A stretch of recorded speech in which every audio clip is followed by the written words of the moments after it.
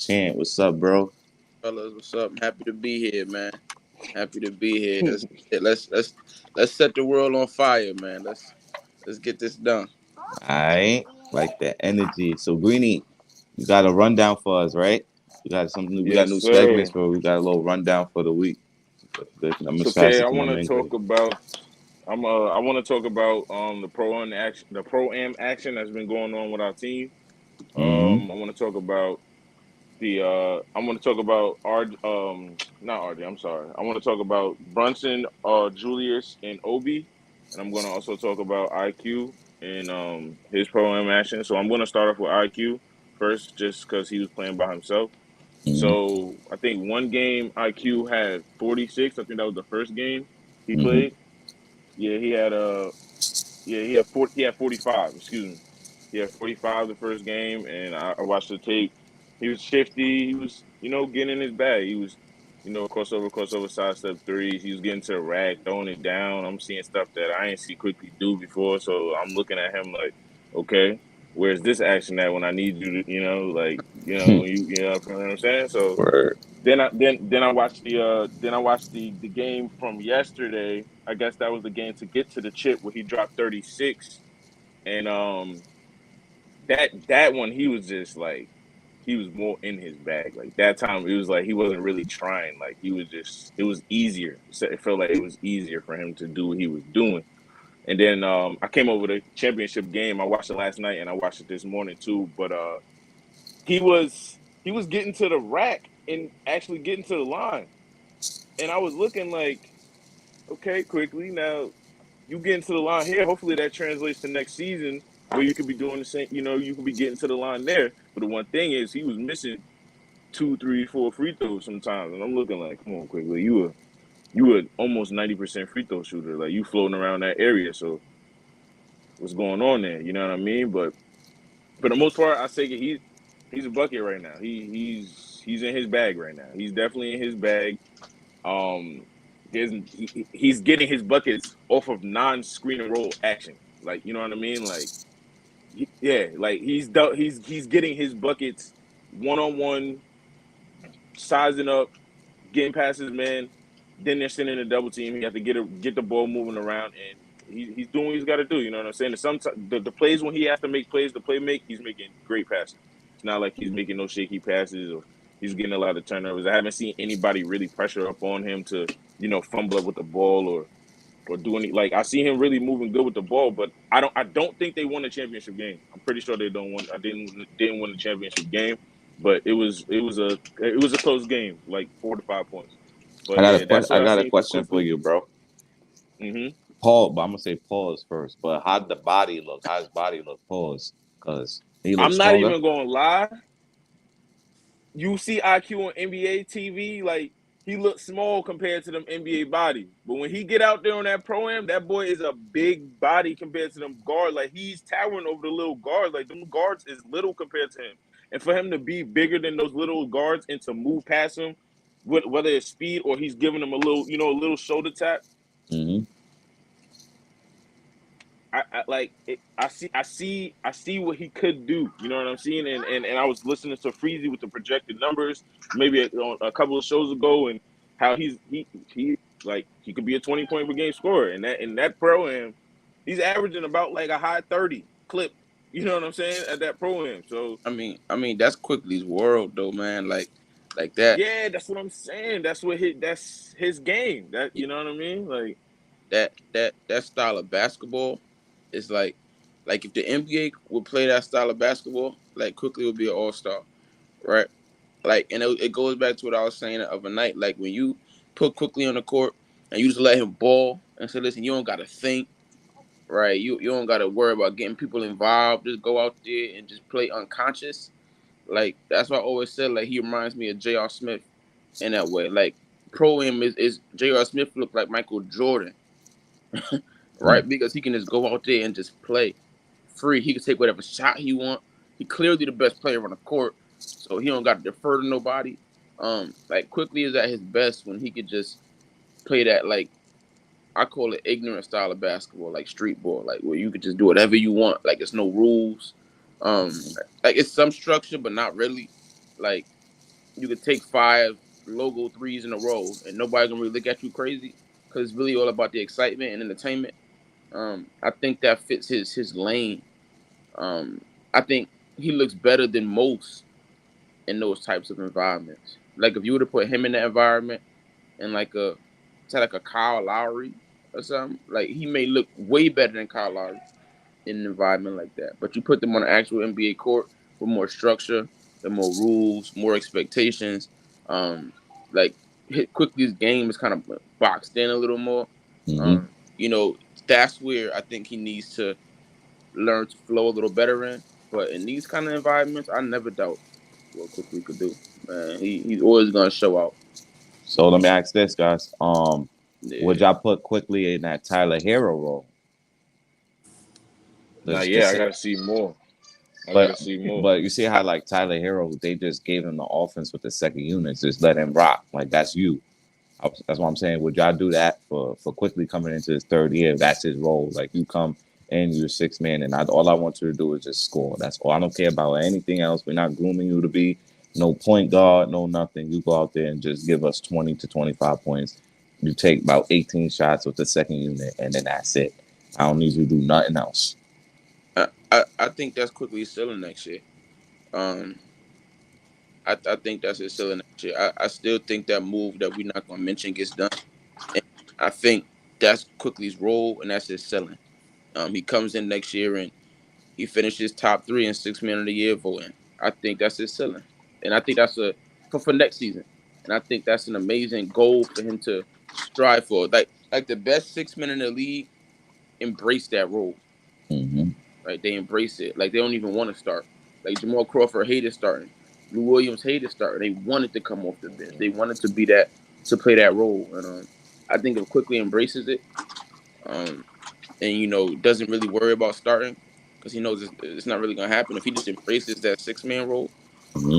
and just comes in the game every night looking to bring that spark, whether it be putting the ball in the basket or whether it be like we've seen him do often as well, just change the pace. You know what I mean? Just get the ball up the floor. Like, if he could just be that energy, like Knicks fans will definitely bring him that J.R. Smith vibe and try to get him that 6 man of the year. He just got to be a little bit more efficient in areas that we know he can be more efficient in. Take us some better shots. Um, and I think he could easily be a 15, 16 point per game scorer off the bench, you know, at his peak next year. And I think that's exciting because I mean the Knicks are doing really well if Quickly is a super sub like that. Before I get to you, Greeny, real quick, um, what I would say to that is like, and this is for Knicks fans. Once he's doing that, then 15 to 17 points off the bench, I don't want to hear nobody talking about, oh, he's gonna take somebody's spot, blah blah blah. They better watch out. Nah, bro, that's his spot. Like Yeah. that's his job. Remember, when you take somebody off the starting lineup because you feel like he's not performing and you putting Quickly there, that means that you taking that 17 points off the bench. That's crucial. So now where you gonna replace that 17 points at because you obviously didn't like the starter who wasn't doing that. So you think that he about to come off the bench and do that? Probably not. So I just wanted to say that. But go ahead, Greeny. I do to answer your question. I do think he could do that. I think he can come over like all right. Just take everything out of perspective. Look who his favorite player is. Like that. Like think about what he wants to do. Think about who his favorite player is. That's what he wants to do. He wants to come off the bench and score. Lou Williams was never that type of person to set his team up or set the team up to be a. You know what I mean? He come off the bench, scores 6 man, just like King answered. You feel me? So I would have to agree with Champ on this one. You know what I mean? Like.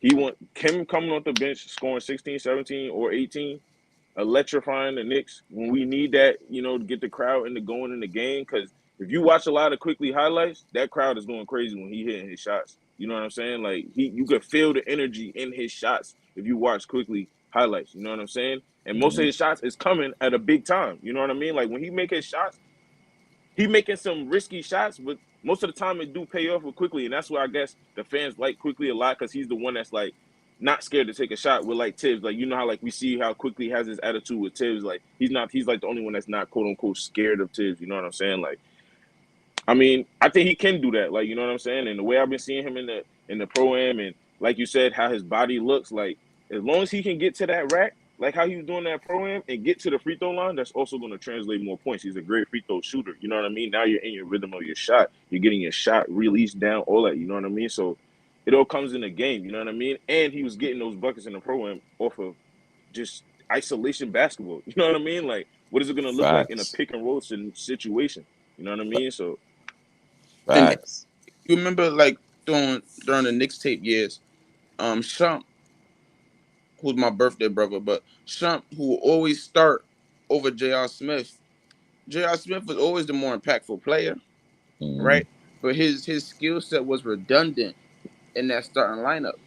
Like, we just didn't need him in that starting lineup. We needed Shump, right? It didn't mean Trump was a better player, right? But sometimes a super impactful sub is more valuable than a subpar or average starter. Um, and coming off the bench is not a demotion or a bad thing. Like, not everybody could do that, and not everybody Exactly. has one of those. So for us to have a guy that can come in and drop 30 on any given night is an amazing asset. And if you can, and if say Obi is coming off the bench too, if you have two of those guys, add Derrick Rose, another one of those dudes who can on any given night go for 30, like you're doing well because now you give your starters some wiggle room. Your starters don't feel the pressure to be amazing every night because we got guys that can come off the bench and really put the ball in the basket. I think Facts. great fail safe. It wins you a lot of basketball games when your bench is superior to the other bench. You know what I mean? You and don't not want to to go. go off topic, but what you're saying, King and G, is right. Like I struggle with that in college basketball. When I played college basketball, I went from high school, I was always starting. So when I got to college, I wasn't starting.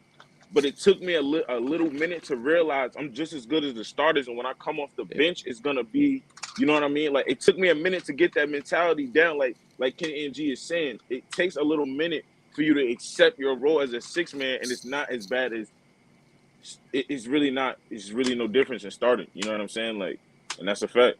Yeah, because Facts.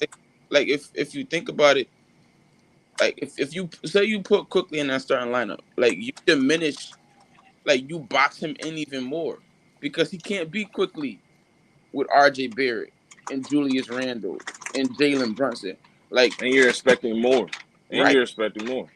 so he has to become more of a facilitator in a lineup like that, or in a setup guy in a line like that. He has to think now. Okay, like, and I don't like Quickly when we make him think. I just don't like him like that. Like I like Quickly when he could just be ignorant.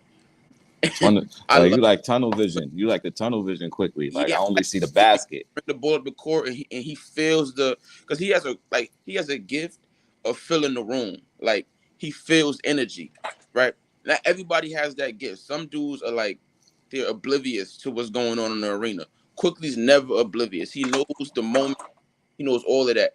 And I like when Quickly he's in that mode where he knows the guard is ready to erupt, right? He's not Mm-hmm. afraid to go up to dribble the ball up the court and take that right in front of the logo three and take that chance, right? He may miss it, right? But he understands that if he makes that shot, the momentum, right? Momentum is a huge thing in basketball. And I like Quickly in that role too. He's not thinking. Just play Facts. basketball, man. Just be you. Be pro am Quickly. You know we had Hoodie Mello. Be pro am Quickly, and Facts. we going somewhere. I'm telling you. With that, keep him on the bench, man.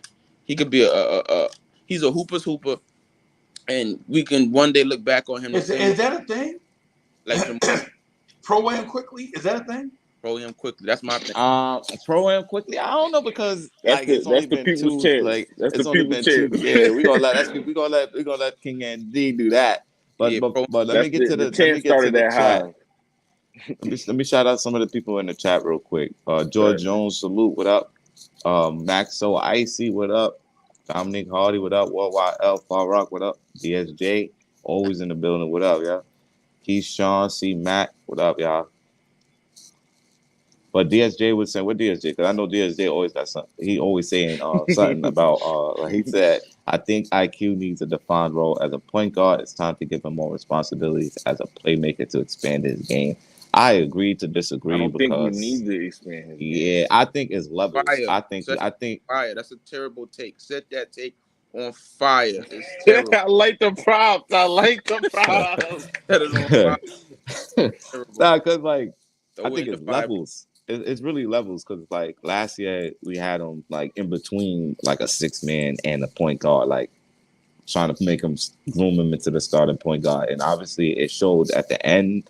At the end when it really didn't matter, but I think from the beginning, I think we should give him a defined role as you're the 6-man going into the season. This is your role. Only focus on that. Get it done, and then from next year going forward, we can give you another role if you can. But I doubt it because Brunson's here for the. I mean, Yeah, man. Logo quickly, man. We don't. Man. Nah, So bro. my main takeaways from the pro-am would be from IQ's pro-am is he was getting to the free throw line. mm-hmm. He was definitely getting to the free throw line.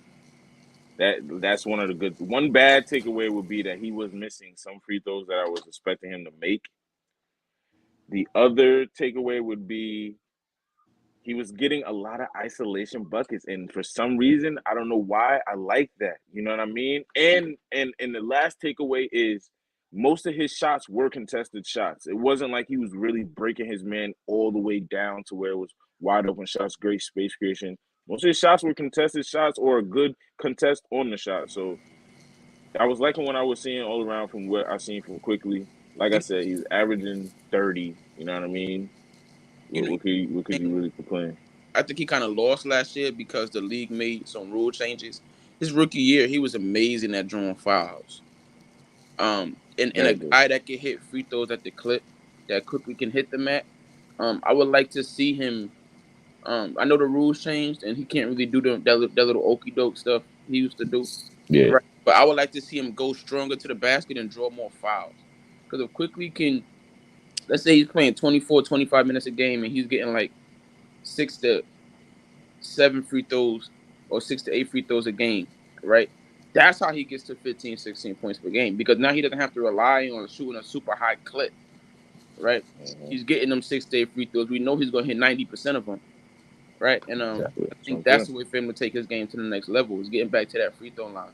I think that first half of last year, he was kind of like razzled a little bit because he was realizing, hold up, like this stuff not working no more. And he really leaned on that his rookie year. Like drawing fouls and okie dokes and tricking dudes in the contact. So I think now he's kind of figured that out a little bit that he can't really get away with that, and hopefully he's added some tricks to his bag. That's gonna get him to that free throw line, and so we could utilize that because it felt like last year our worst free throw shooters took all the free throws, and that's just a terrible recipe. That's like it don't make sense. Felt like that. Yeah, it was terrible. And then when the good ones went to the line, they missed. Exactly. And I think he'll benefit from that new take foul, like being taken out the league. I think him and Obi will benefit from that, and RJ. I think those be the main three that benefit from that the most because that's what they want to do is run. So I think that like that'll be a good look for them with that take foul being taken out, which is gonna make the NBA more fun actually to watch because I hate that foul. I hate it. That's another reason to keep him on that bench, though. Like Obi Toppin. Why do you want to take him away from Obi Toppin? If you take Immanuel Quickley away from Obi Toppin, he goes from Obi Toppin flopping, right? So you need to keep Immanuel Quickley with Obi, not for Obi Toppin's sake. I think like Obi Toppin feeds off of Quick, even confidence wise. Like when Quickley is with Obi Toppin is with Quick, different level of confidence that he plays with. When you put Obi Toppin with the other dudes, he seems a little more like timid. But when he's with Quickley is like his battery. Like niggas say like you put that battery in your back. Like Obi Toppin's battery. Yeah, I think with that is I think they in the interview they were saying that when they both come off the bench that they talk to each other and be like, oh, let's go get it, let's go take over together or whatever. So that's a good segue. IQ is them two dudes that you always see at LA, that little point guard and center that's always there running the same team every time. Well, that's a good segue into the Brunson, Randle, and Obi debacle. So go ahead, Greeny. That's why I say this one for last. You want to talk on it? I guess he's mad too. You know what I mean? So the debacle. So basically, with this one, I was totally mad at Julius. Oh my god, I was totally mad at Julius. Brunson looked good. Like he looked like he was playing at like 35, 40%, 45%. Like he Mhm. was. I felt like the vibe I was getting from Brunson was, let me just get the people in New York on my side, and let me just get out the way of what's, you know what I mean, what's happening. Because you could hear the frustration in the crowd, like you were saying, Kay. Like you could hear the uncles and the grandpas out there screaming at Julius at the free throw line. You know what I mean? Like the real Uncle Freezy's out there. They screaming at him at the line. You know what I mean? So Mhm.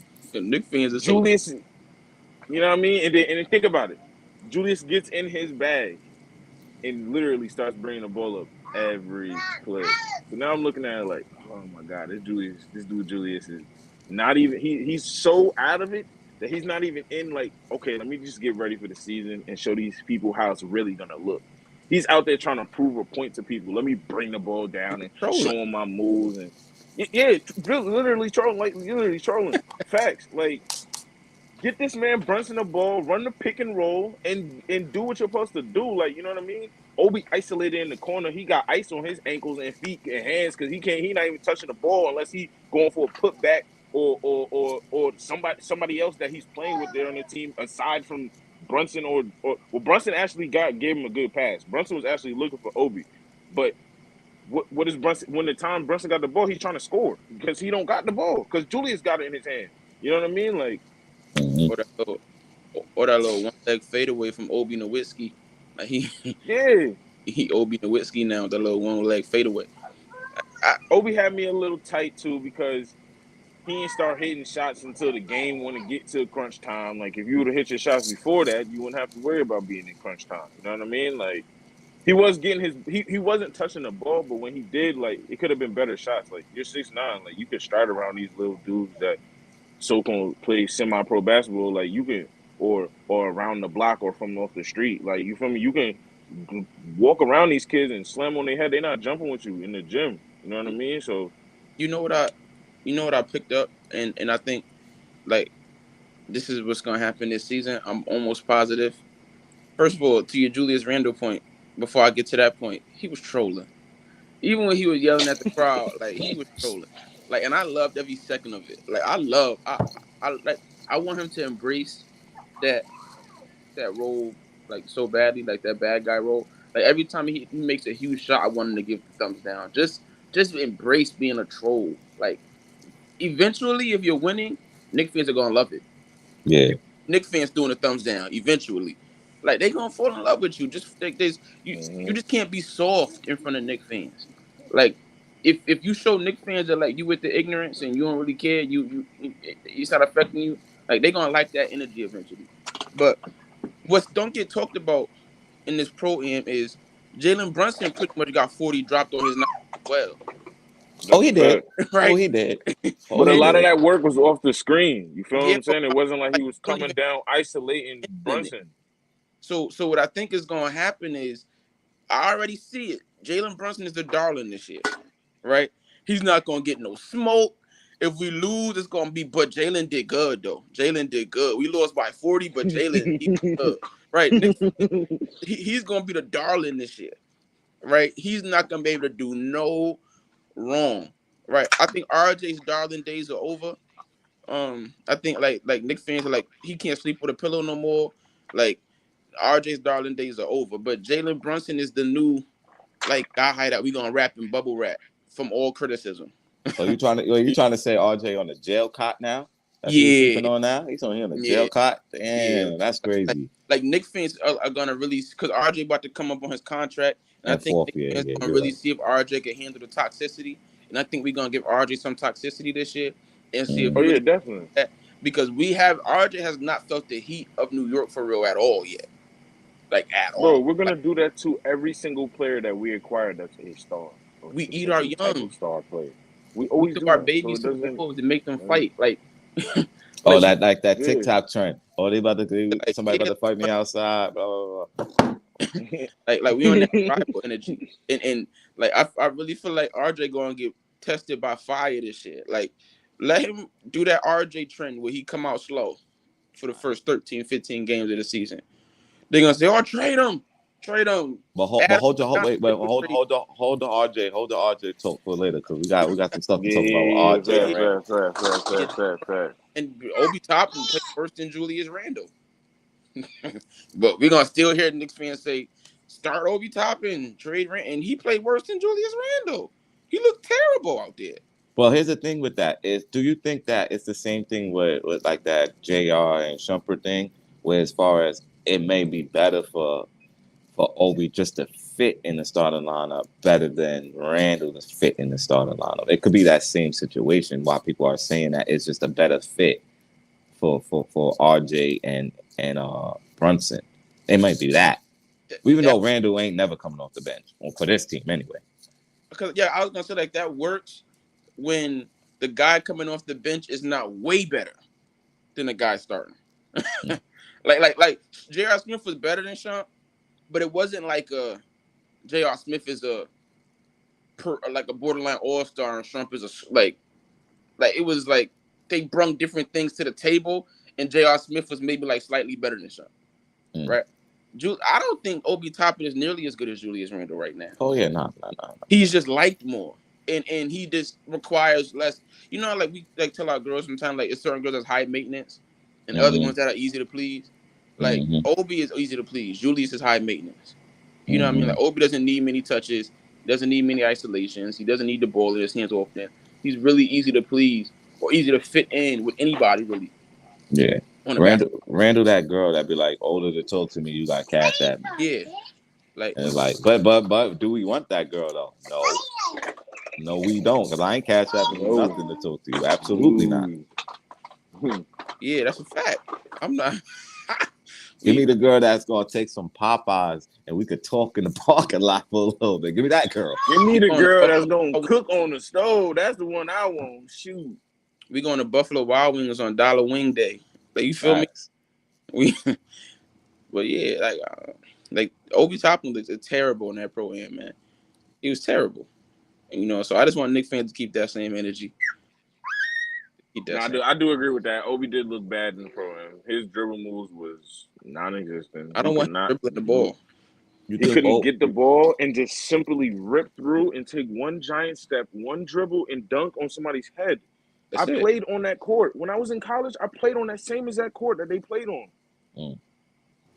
I'm blaming the Bronx air. It's something in the Bronx air that's just nasty. That's what made him play bad. I'll give him that. There's something in the Bronx air. I don't care who. If anybody from the Bronx in the chat, I'm letting you know right now. It's disgusting air over there. Yeah, see, you know, it's disgusting air over there. I'm from Far Rockaway, so it's a disgusting air over there too. It is. It's just basically the Bronx of Queens. So it's the same thing. So I know. But I think Obi played in the wrong. I think he played in the wrong program. I think he should have been with IQ. That's your man. Yeah. You should have been playing with IQ, and they would have dominated over there. And then we'd be having a different conversation. Like championship team. Randall, if the exact same thing would have happened Randall last week, and then Obi played with IQ, and they would have dominated. You talking about this? These fans would be talking about get Randall out of here now. And that is a good statement because IQ big man on his team was dirt. IQ when the pick and roll happened, IQ would give him the ball in the middle of the floor. He would be all he had to do was do a little nice floater. He's passing the ball. If that was Obi Toppin, he's literally on his head every time because it just where he was. He was perfect for scoring position. You know what I mean? I used to play center in high school and college. I know, like, it gets me even more mad. Like, you feel what I'm saying? Like, but maybe coach, maybe Tibbs heard about the game and was like, yo, don't be out there doing nothing. I don't want y'all really doing nothing. Don't be trying to block people. Because you seen Randall hit the floor kind of hard. Yeah, Randall wild out. So as I'm saying, Tibbs was probably like, hold on, we ain't doing all of that. Y'all go out there. And somebody undercut IQ too. Somebody came up under IQ when he went on the layup. You feel me? That's what I'm saying. They out there wilding. Yeah, because on these courts, you gotta realize like NBA guys, they play a lot of pickup throughout the summer. But most of the time when they're playing pickup, they were like Chris Brickley and them, and they playing against other NBA dudes. Right? When you playing against dudes like me, you feel me? Like these guys out there with something to prove. That can be dangerous.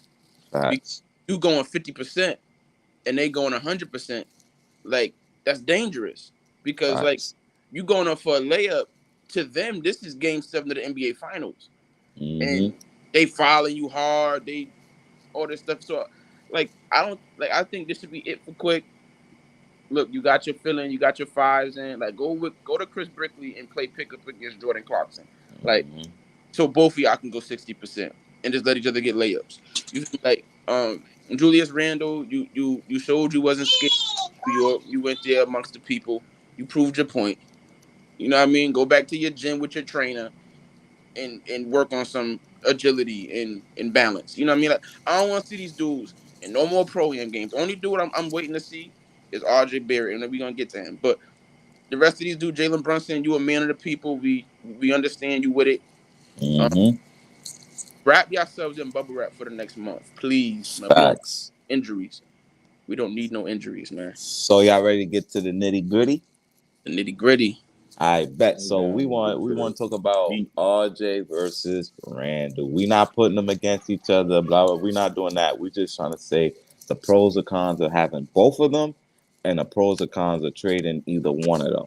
We ain't taking a side. Well, I'm taking a side a little bit. I'm not gonna lie, I'm being biased, but we want to know like what's the pros and cons. So I'm going to have pass it to you, King and Chi. First, I want to know the pros and cons of having both of them on the team for this year. I think the pros I would say first is consistency, Mm-hmm. familiarity. These guys have now played together for what 3 years in a row. I think Julius Randle has been a teammate of RJ Barrett since he's been in the league, if I'm not Mm-hmm. mistaken. Mm-hmm. Um, so I think that matters. I think they understand where each other like to be on the basketball court. Um, I think they understand each other's strengths and weaknesses. I think Julius Randle respects RJ Barrett now, um, which is important. I believe, especially with a guy like Julius Randle, he needs to be surrounded with guys that he respects. Mm-hmm. Um, so I think the pros are, they the familiarity, right? They've succeeded together, they failed miserably together, and a lot of times that brings a certain camaraderie and a certain uh, chemistry that I think we might see this year, because they're the OGs of the team at this point. Jalen Brunson's coming in; he might be one of the leaders, but when we talk about like who's built this chemistry we have now, we give Julius a lot of flack. But RJ, Julius, Thibodeau, like those guys have been very like important to the culture that we've built so far, right? Like that, like them nitty and gritty Knicks, that Big 15, like that doesn't happen without Julius Randle and RJ Barrett. So those ingredients are still there. The cons, I don't think they really fit well together. Um, I don't think they really fit well together. I don't know if Julius will ever defer to RJ Barrett. Mm-hmm. He deferred to him later on in the season when the season was lost already, and I think he had kind of Julius Randle had a kind of already, through the season in Rice. Mm-hmm. You know what I mean? So he didn't really care at that point. So I'm sure he didn't mind RJ Barrett getting some more shots up. But I think this is where Thibodeau is going to come in, and he has to be really intentional about getting RJ Barrett more shots, because if he lets them just do a free flowing offense and like a read and react offense, Julius Randle's gonna, because he's Julius Randle's an alpha dog, whether you like it or not. If you let him just play freely, he's gonna take control. That's just what he does. So Thibodeau has to, be a little more intentional on making sure that Julius Randle doesn't hijack the offense, not out of a selfish place, but that's just his personality. I mean, he's a go get it type of dude. Like he feels like he's him. So you Mm-hmm. gotta restrain, like put some restraints on his game a little bit. So that's the con. I think. I think I don't know if RJ will ever really um not look at Julius as like his big dog. You know what I mean? And that kind of concerns me a little bit. I think RJ is a kid that has a lot of respect for his elders, and I think he may look at Julius as like a big brother type. That he doesn't really want to step on those toes. So Mm-hmm. I think the team, Jalen Brunson, and the coaching staff have to really empower RJ Barrett. I don't think he's ever gonna like snatch it from Julius Randle.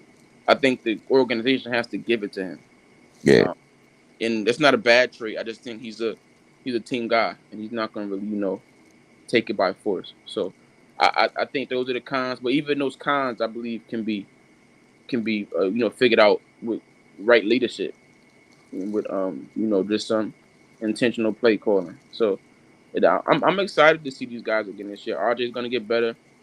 Julius is not gonna be as bad as Nick fans think he is. I'm excited to see what they could do with a point guard. All right.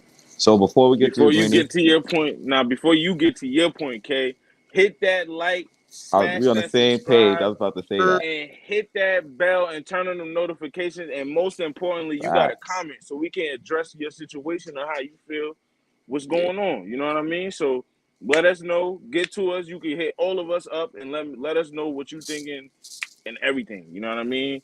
But be And careful. that's how Be careful, because if you say some BS, I'm setting your take we on fire. come. We Over. Hey man, yeah, I'm we gonna be the coming. laid We back coming. one. I'm gonna let y'all. I'm gonna try to be the middleman on that. And then y'all go ahead with the thing with setting people takes on fire. Unless it's blasphemy. If it's Oh blasphemy, then yeah, I'm because coming Champ for you. gonna 'Cause I get don't- you. Champ gonna get you up the head, I'm and I'm gonna come with the set- book. So you better come correct, because I'm coming with the book behind it. They call me chimney. So I'm gonna say the pros and cons of the pros is that, like you said, King and the chemistry. They've been together for 4 years now. This is their fourth season together.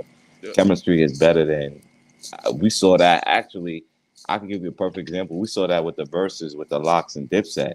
The Mm-hmm. chemistry between the Locks was just amazing.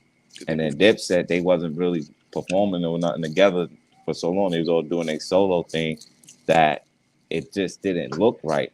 But the Locks looked amazing. So that's something you can't teach. So they have that advantage over a lot. That's why exactly. I feel you. So I feel like that gives us advantage over a lot of teams in the East. Outside of like the the Milwaukee's and all those guys. They've been together just as much or probably longer. I think another pro is RJ is going to take a major leap. That's my guy. I'm riding for him for the whole year, probably for his whole career. I think that RJ will be an all-star, borderline all-star, borderline scratch, because I think popularity will fall into the because you know how he don't really get placed in the under 25 and all that other list, them Crazy, crap. nasty word, but Yeah, exactly. So I feel like he gonna be scratching borderline all-star. I feel like the numbers will be 24, 7, and 4, which is one rebound more. Has pretty much one rebound and one assist more than what he has already, and 4 points more, basically, or proven from the line. Because he was already pretty. He could have already been a 24-point scorer last year if he hit his free throws.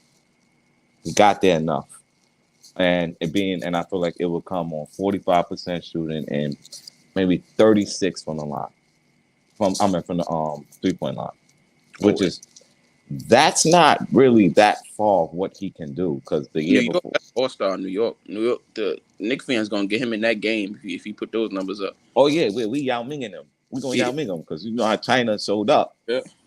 Knicks fans better show up. I feel like those numbers. And as far as Randle, I feel like if Randle could he can give the same exact stats from last year. Just better attitude and because 2010 and 5 is 2010 and 5. Any team would take 2010 and 5 from power forward position. That's just a plus. But I think that if he just has the right attitude, and he can have the same attitude as far as the fans embrace the bad guy. He can be like that. But the thing is, you gotta also play within the team, and you also gotta play. You can't have that attitude towards coaches. You can't have that attitude towards teammates. But you can have it to everybody else. I don't care. Like Melo did it when he hit that shot. I remember. And then he was like, "Don't clap now. Don't clap now. Y'all was just booing me." But we gave Melo that. Up, Kendall, man, because Knicks fans forget about that. Melo did the same thing. But Melo 100% better. I mean, like that's Melo's Melo. I mean, there's Melo Steen. Listen, facts, and everybody be trying to say out to me, it's only one Melo. LaMelo ain't Melo. Melo is not Melo. It's only one Melo. So yeah, so I think that with that being said, I feel like he can definitely, I mean, have the same stats, better have great efficiency, better attitude towards his teammates and coaches, and he better. I hope that he gave that coach, the assistant coach with the computer. I hope he bought him a suit or some dinner or Yeah. something, and gave him a real apology like a man, and say, you know what, I was sorry, I was wrong. Because at the end of the day, you got a son, you feel me, and we teach our sons to take accountability to what we've done. So as long as he can do that, and talk to the media, bro. Stop ducking. Stop ducking because you did something wrong and now you're trying to be scared. Show your face.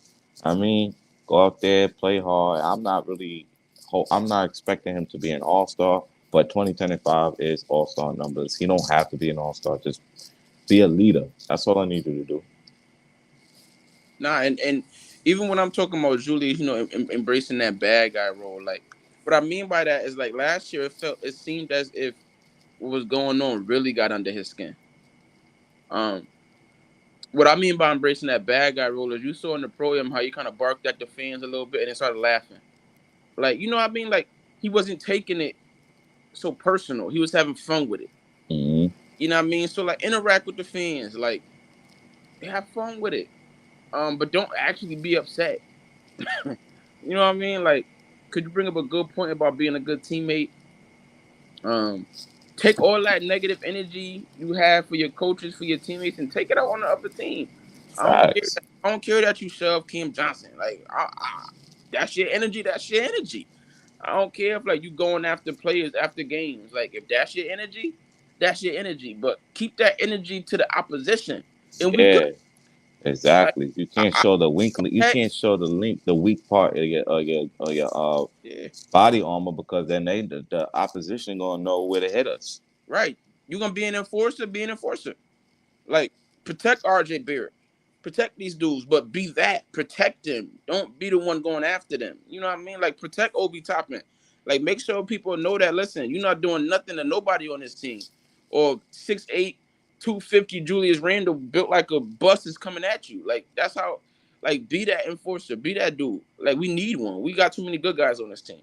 We Exactly. got And elite I feel guys. like really RJ is being groomed into the alpha dog. Like I feel like he really like I think this year is where we're gonna see the alpha come out. It's almost like yeah, Kobe was an alpha that's on the Lakers, but he was also kind of like keeping like they keeping him in the cage a little. They was keeping him in the Right. cage a little bit to the right time to bring it out. Like nah, young dog, I know you hungry, I know you want to eat, but not ready yet.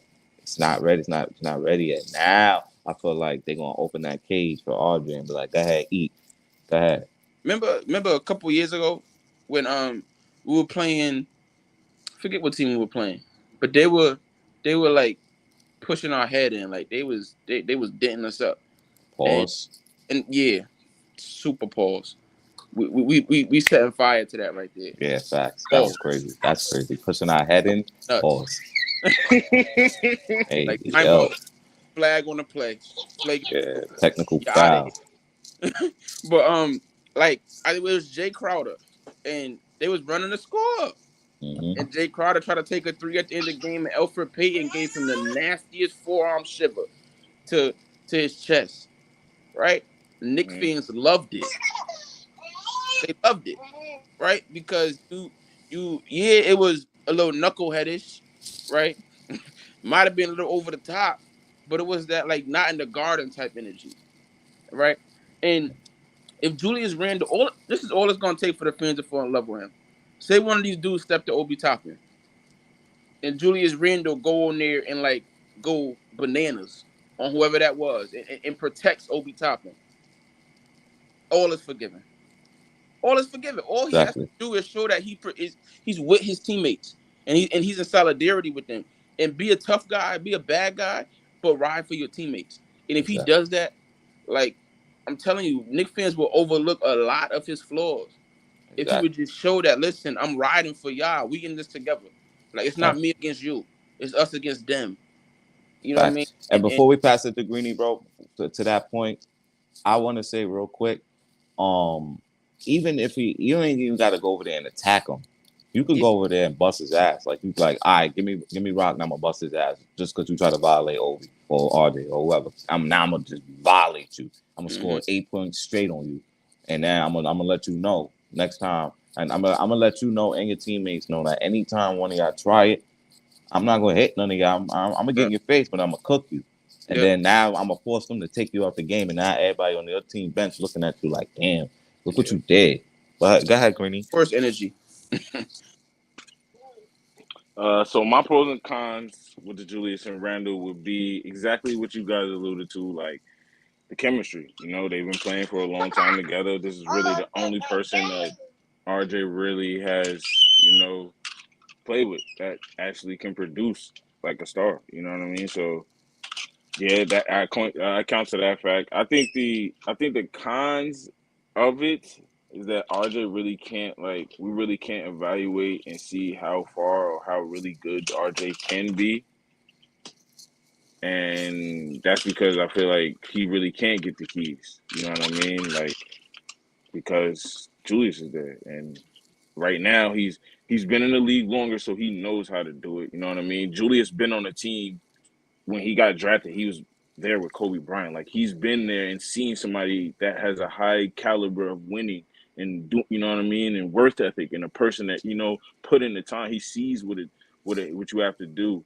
it, and it's a big difference when you're the person you got drafted with, and the number one player on your team is Kobe Bryant, and then when you're on the team, the number one player you're looking at is Julius Randle. Like it's two different types of, you know what I mean, like. So that's just the cons I take away of that from that. But I do see more pros than cons when it comes to RJ and Julius. Like I feel like they do fit each other well. It's not like both of them are ball dominant and one needs to have the ball all the time, and you know what I mean. They work well off of each other. You know what I mean. You can have a Julius Randle and RJ Barrett pick and roll. You know what I mean. Like you don't see it too much, but you can have that. You know what I mean. But I think it's really good. I think it's good that we have both of them at this point in their careers because RJ is coming to his own and Julius is like in his prime, so to speak.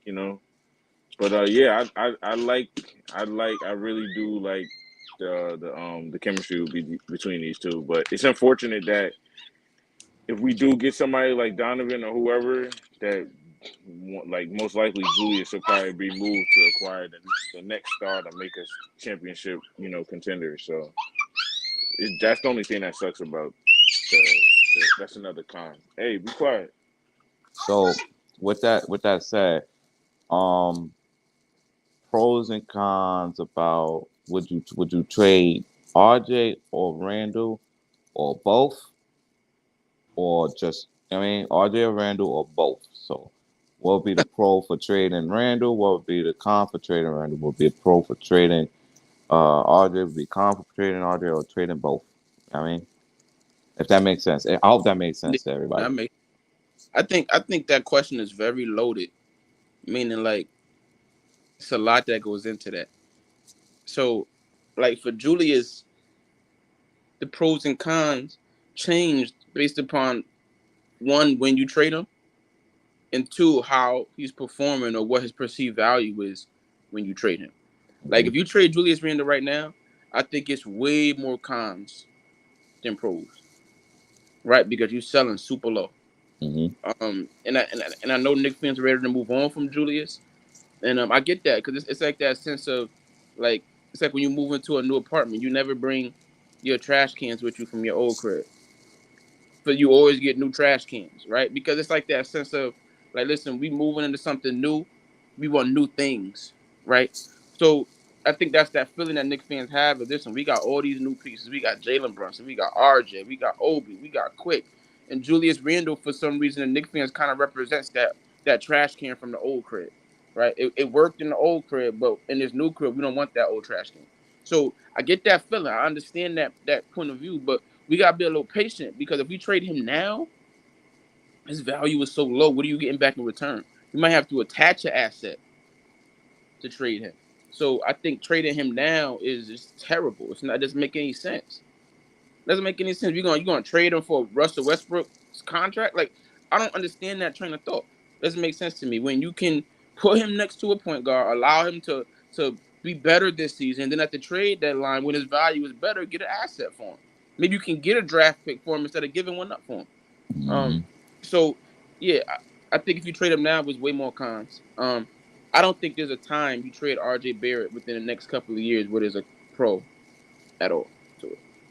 I think if you unless you're trading him for one of them dudes like Giannis, Yeah. Doncic, like I don't see a trade where trading RJ makes any sense, especially considering the assets we have. Mm-hmm. If you're trading RJ Barrett, you are hustling backwards because what's the point? You're gonna get a guy like Mitchell or somebody that caliber, and you trade RJ Barrett for him. Who are you pairing him with? Like, and also RJ Barrett with his contract, you can go over the cap to re-sign him, right? So you can, in essence, add more talent with RJ Barrett on the team because you have him, and you can get another max guy after that, as long as you go over the cap to sign him. So I don't know if that made any sense money wise, but it's just no pro right now to trade on RJ Barrett. I don't see a scenario where it's like, yeah, that makes sense.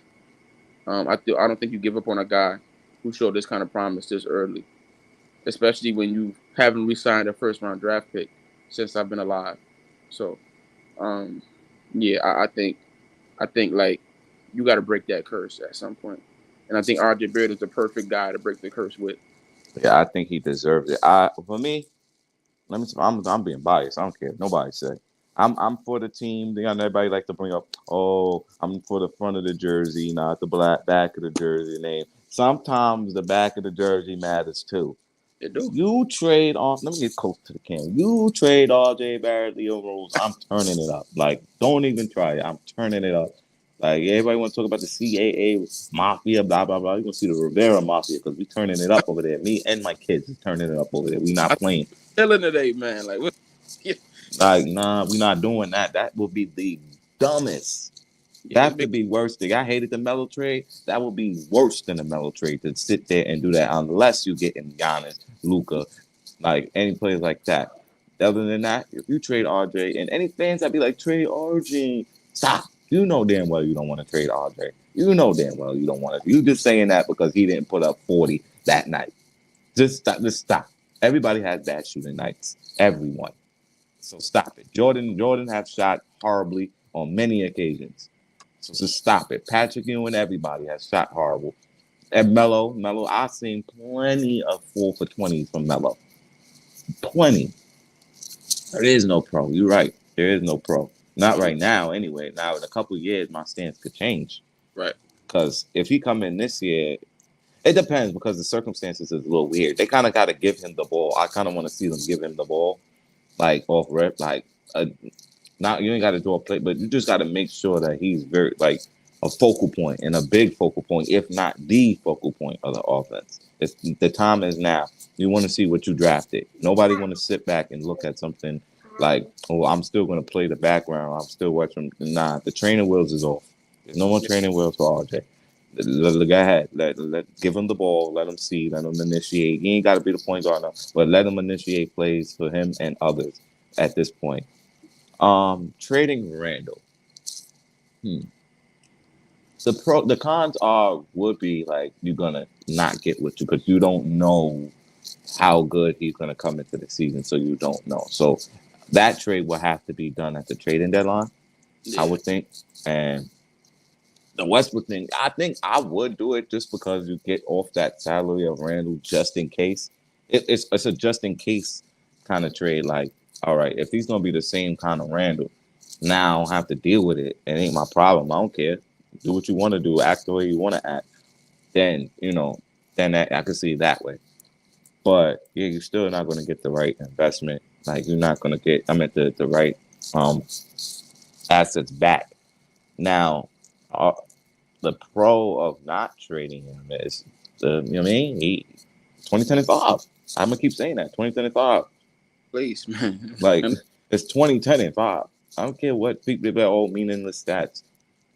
Everybody, that's the case because it's only one team wins the championship at the end of the day. So if that was with that logic, if meaningless stats logic is I guess the team that wins the championship, only their stats matter. because everybody or the runner up because at the end of the day they didn't win. So everybody's stats is meaningless regardless unless you're a winner. So unless you win it all, only Curry and them stats matter. To be honest, if that's the case, because we ain't win nothing, nobody else won anything. So look at Jalen Brown in the finals. He was cooking up, but did they win? So they was meaningless stats. So I mean, like technically. So I mean, I feel like I want to see him with Brunson.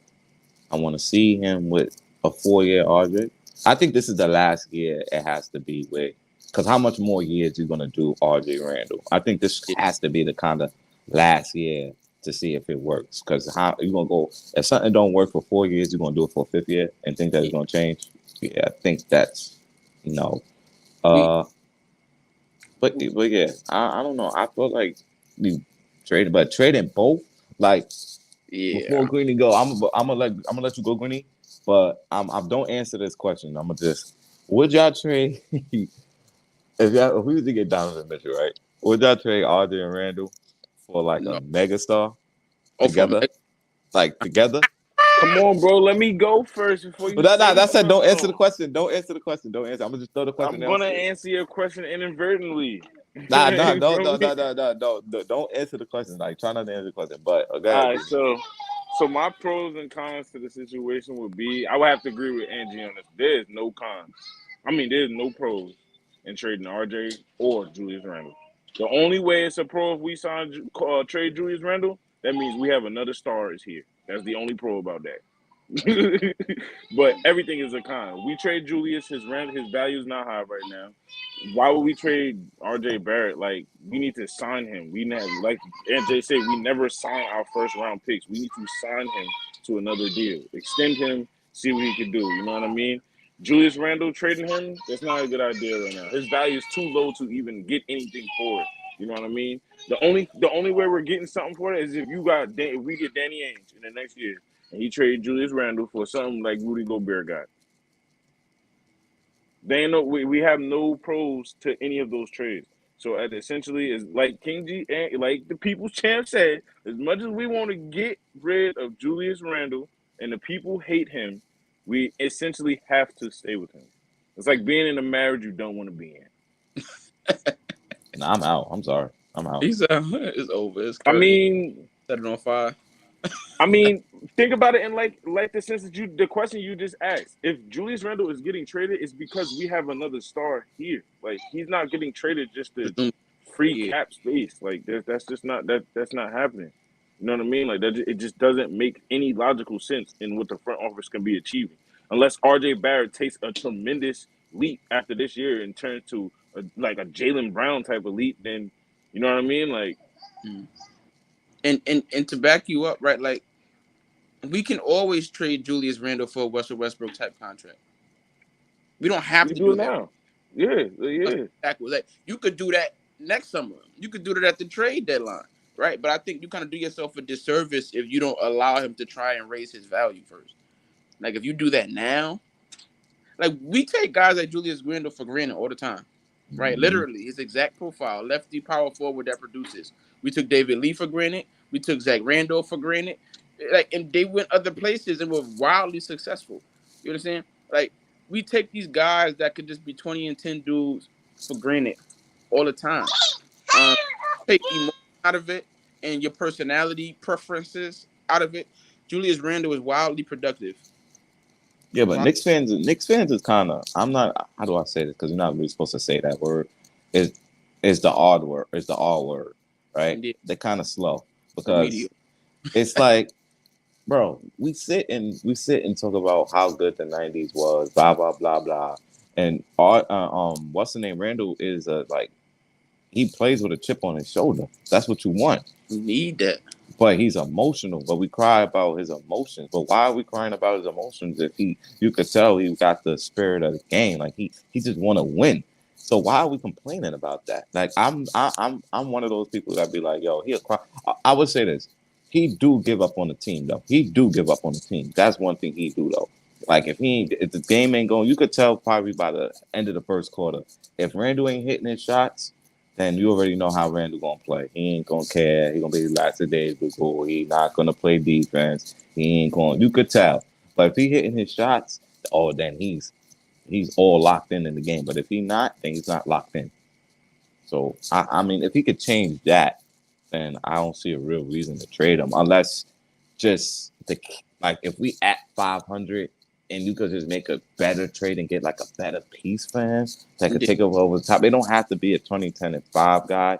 It can be like it don't have to be like a star. It could just be somebody that's just a better fit.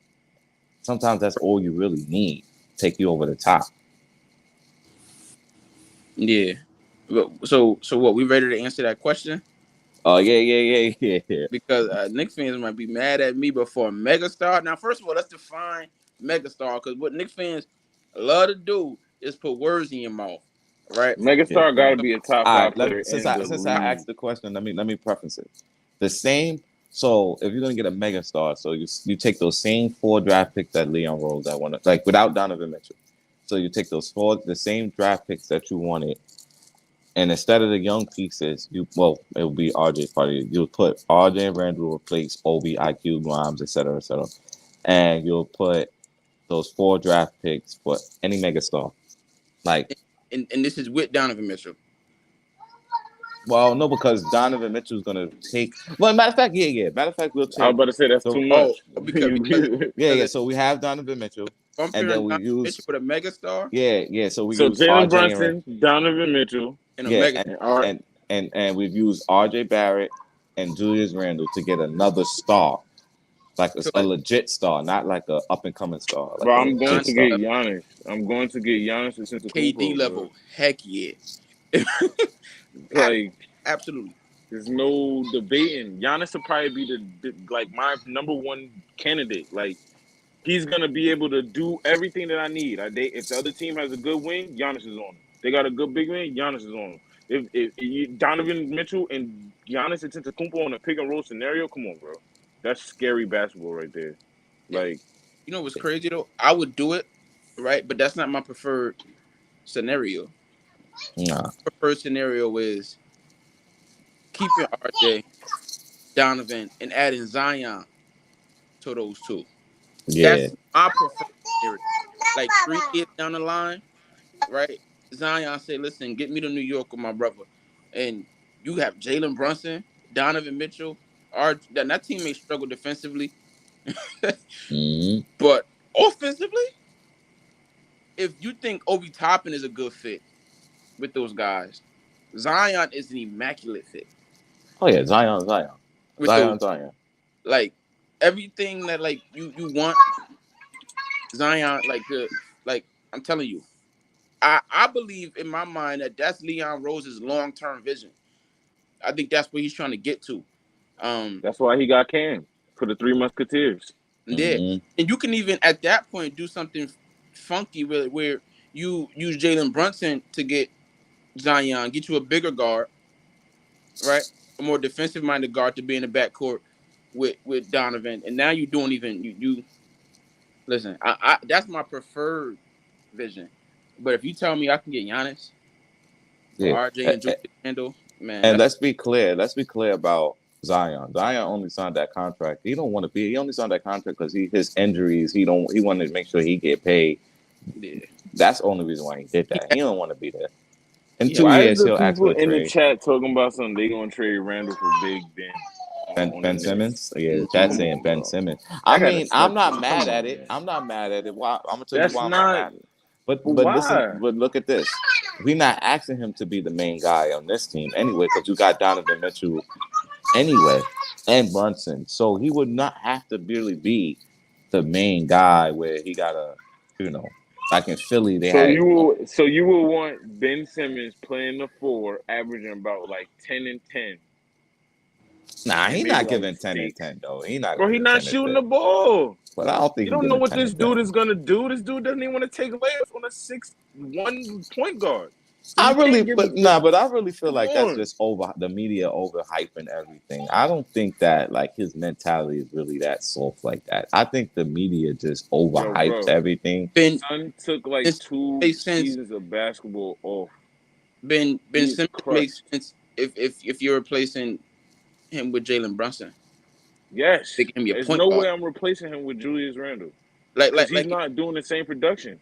if you telling me that your backcourt or your Jalen or Ben Simmons is your point guard with Donovan Mitchell and RJ, you might be able to sell me on that because now you got that big guard that Hmm. can defend 4 positions, maybe 5. He can defend 5 positions if we playing the Warriors. Make no mistake Hmm. about it. He can defend every He position. doesn't, and then he doesn't have to take shots, like you're Yeah, saying.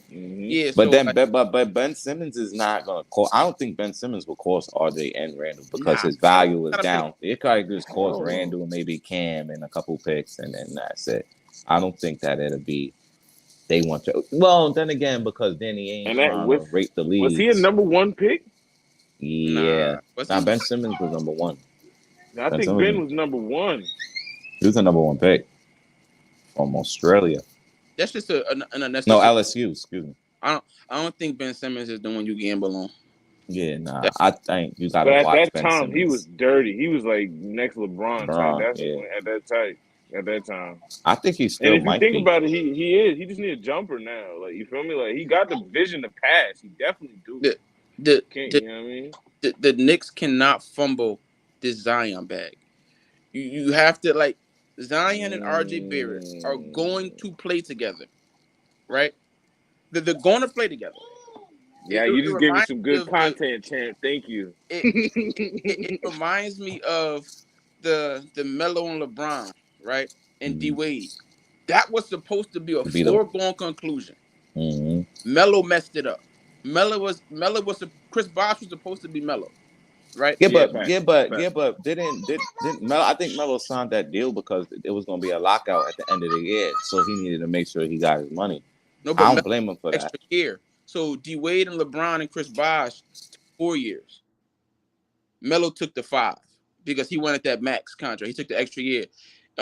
D Wade, Chris Bosh, and LeBron knew the lockout was coming. They took that 4 years because they knew their contracts would be up at the same time. But Melo took that 5th year on his rookie extension. Um, that's what messed that up. But RJ and Zion are going to play together, right? Yeah, whether it's here or somewhere else. Say we sign RJ to a 5 year in between 130 and 140 million dollar contract. I'm cool Mm-hmm. anywhere in that range. In between 130 and 140. That makes him the highest paid player on the team, right? About 27, 26 million dollars a year. Cool with that.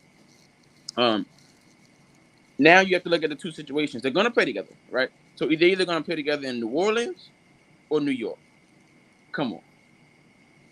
Zion is coming to New York to play with RJ Barrett eventually. Don't sleep on Toronto though. Don't sleep on Toronto because RJ might go home. He could go home, but I don't see Zion wanting to go to Toronto. But if they both like in the situation where we can, I think RJ would we more so to talk him into going to Toronto, like where it's less pressure as far as like New York. Be like, Yeah, but what's the pressure if it's you, Jalen Brunson, and Donovan already here? oh yeah, What yeah. But pressure? I'm talking about if we don't get Donovan Oh, and then we just sitting there with just what we have and it ain't working, and then RJ be like, you know what, I'm gonna just for all of this, I could just go home. but that's why I said. But see, that brings me back to the point I've been making for a month and a half. That's why it's so important to bring the friendly neighborhood Spider-Man home. It's Yeah, very facts. important for us over these next 2 to 3 years to be competing, right? Because that time is coming where Zion is going to say, "Trade me to New York," or he like it's coming, right? That's a fact. In that time, like, what are we going to be bringing him to? First of all, he has to stay healthy. Like a lot of things have to go right here for the situation to even happen. Zion has to stay healthy. Yeah, Right? facts. The Knicks have to have something in place to where Zion says, if I add myself to that, we bring the championship to the Garden. Right? Mm-hmm. A lot of things have to align themselves. But I think that is what Zion wants deep down in his heart. I think that's what RJ wants. I think that's what Leon Rose wants. And I think that those three are gonna make that happen as long as Donovan Mitchell is here, because then it makes so much sense. You add you give me those four dudes and put like Hartenstein that center, iHeartRadio.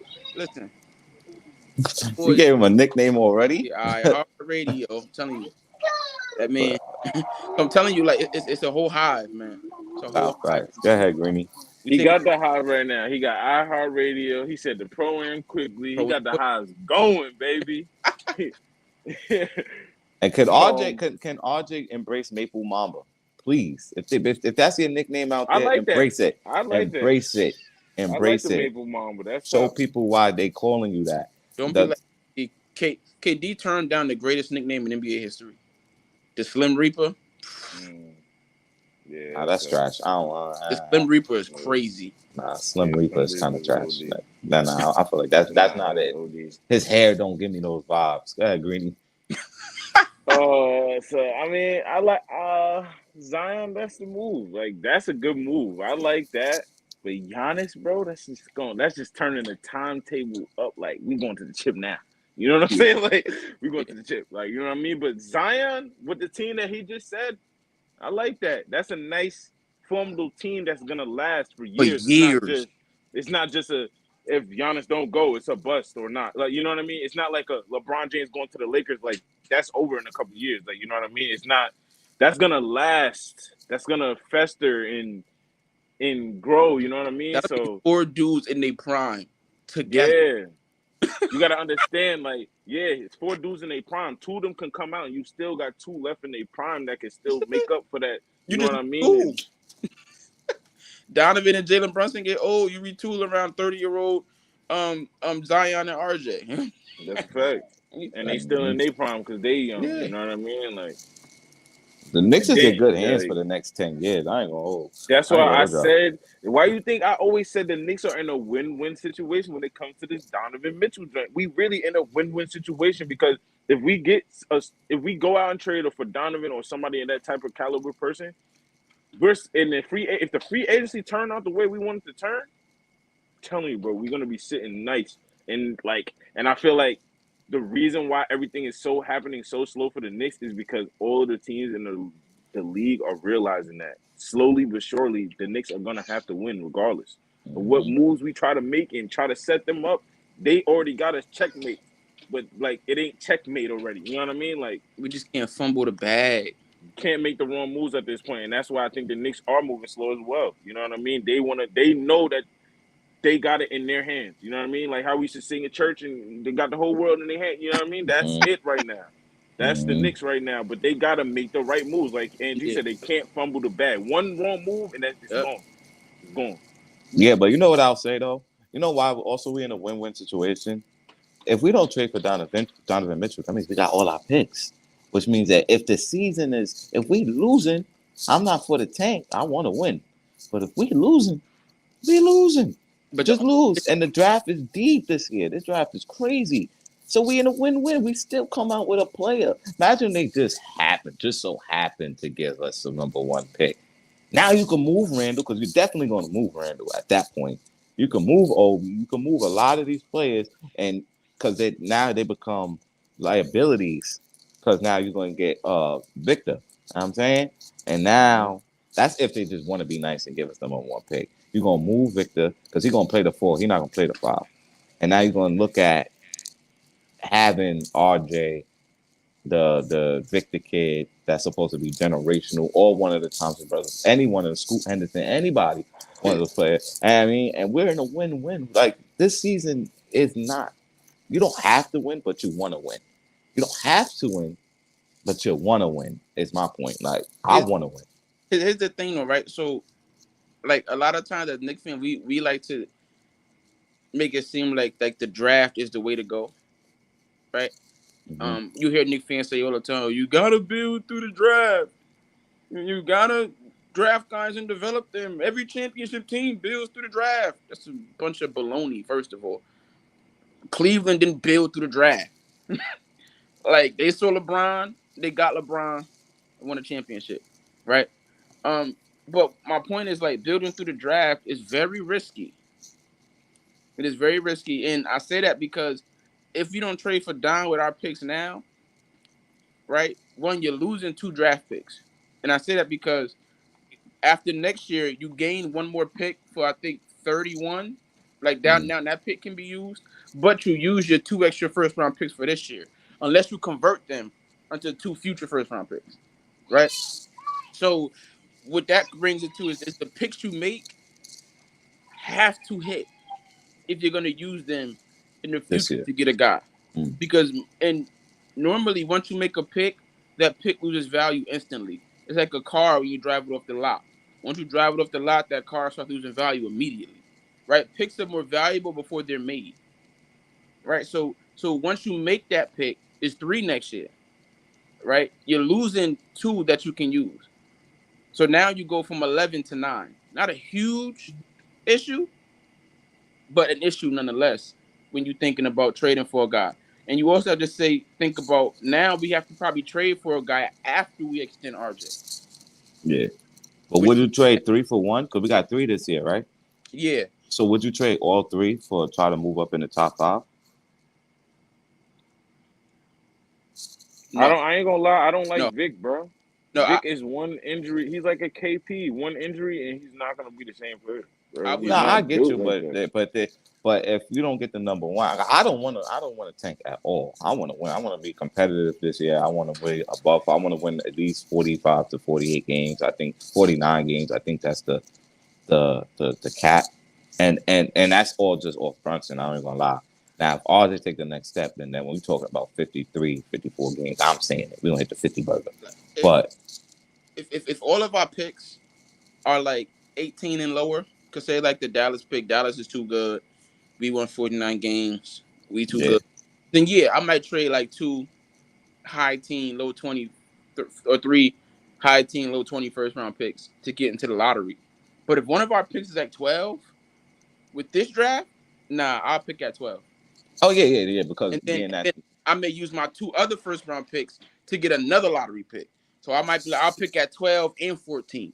You feel me? Like rather than taking a chance on one guy in the top 5, like because now if I could pick 2 in the lottery, Yeah, now I'm hedging my bets a little bit yeah, because yeah. but But this draft is if you nice do for that, the lottery. but if you do that, the problem is you come in with 2 young kids or amongst more like 4 or 5 young kids.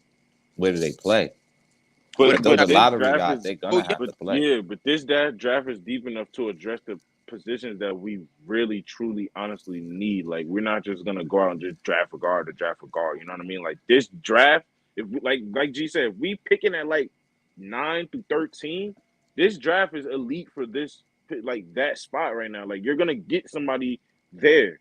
You know what I mean? Like think about it, like you even like the value you're gonna be paying that guy, like it may be a top 3 talent, right? But you're paying late lottery money, like the Donovan Mitchell types, the Devin Bookers who didn't go top 5, top 4, top 3. Um, I like hedging my bets, and if you can give me 2 guys instead of 1, it increases the chances that one of them dudes is gonna hit. But to your point of we have a bunch of young guys already, that's why the logical move is Donovan Mitchell. I Yeah, mean, we because could you have all to. the in the world. The logical move we have to consolidate because we say we give up our first round pick this year, Mhm. right? We can still get into the lottery. We're gonna still have 2 other first round picks. I wouldn't give up all 3 this year. Like they can have either the 2 Dallas picks this year, or the 2 first round picks this year. Not 2, you can't have 2 Dallas picks this year, but the 2 first round picks this year, or our first round pick this year. Either or, Mhm. right? But they can't have all 3 of them, in my opinion. So if you can get Donovan Mitchell and keep your 2 other first round picks, you can still move into that lottery with Donovan Mitchell. But here's my thing with that. It's like first of all, why we have enough second round picks to move, and this front office showed us plenty of times that when we don't have, they make something happen. They like that mom that you ain't got Thanksgiving food, but it's Thanksgiving, you don't see no turkeys, and so somehow, some way, there's gonna be a turkey on that table later on. Mm-hmm. They like the mama like that. The parents like I wouldn't just say mama because his father's like that too. So parents that's like that. So they show time and time again that we don't have, and they're gonna make it happen. So it's how many times we've seen them turn second round picks into first round picks? We've seen it multiple times, I believe. So even if you get rid of all those picks, I'm pretty sure they're gonna pick next year in the first round somehow, some way. With those second, they're gonna turn 2 into 1 somehow. They're gonna package maybe 3 or 4 of those second round picks, and then turn that into a first round pick. So I'm not really worried about that. I'm just more worried about like not how much we giving up and all that stuff, because you're gonna give up. You gotta give for a player like Donovan Mitchell. You gotta give up something. Do not just not give up nothing. And it's like those people that said, "Oh, you get Donovan Mitchell," that doesn't really move the needle. Are you kidding me? Are you kidding me? You mean to tell me a Brunson, Mitchell, RJ, Randle, Mitchell is not a nice starting lineup? Are you out your mind? And if RJ and Julius are hitting jump shots, how do you guard that team? You can't. You cannot.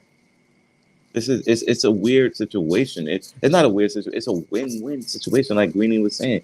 It's a win-win. It's no way that we lose. There's no way. And honestly, Utah can actually lose, because if they don't get Victor, or the player that they do pick don't hit, they lost. Right. Got Greeny, you got something to say? I mean, I really, y'all hit it right on the nose. I can't. I would have to agree with both of y'all. Like, really, I'm over here trying to monitor my son. He over here banging and bashing, and I ain't trying to. I ain't trying to.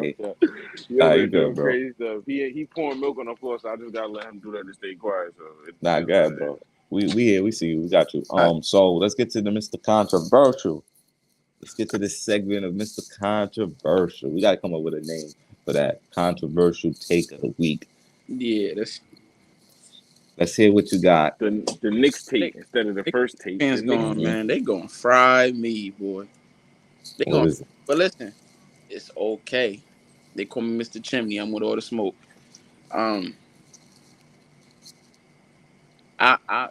my take. If we don't trade Obi Toppin for Donovan Mitchell, we will regret that move for many years to come, because Obi Toppin has major bust potential. And I believe if we give him the minutes we talking about, he's going to break our hearts. And as Freezy said, he'll be another ham sandwich. I think you sell high on Obi Toppin, because this might be the highest his value ever is. Use him now to get that star, because you'll never be able to use him again to get one. So, my hot take. I know Knicks fans love Obi Toppin. I just don't see it. I don't see it with a lot of these dudes. I don't see it with Obi. I don't see it with Deuce. I don't see it. The Grimes talk is a little confusing to me too. I like Grimes, but like some of you out Grimes gonna be nice. He ain't gonna be an all-star, but Grimes gonna be gonna be nice.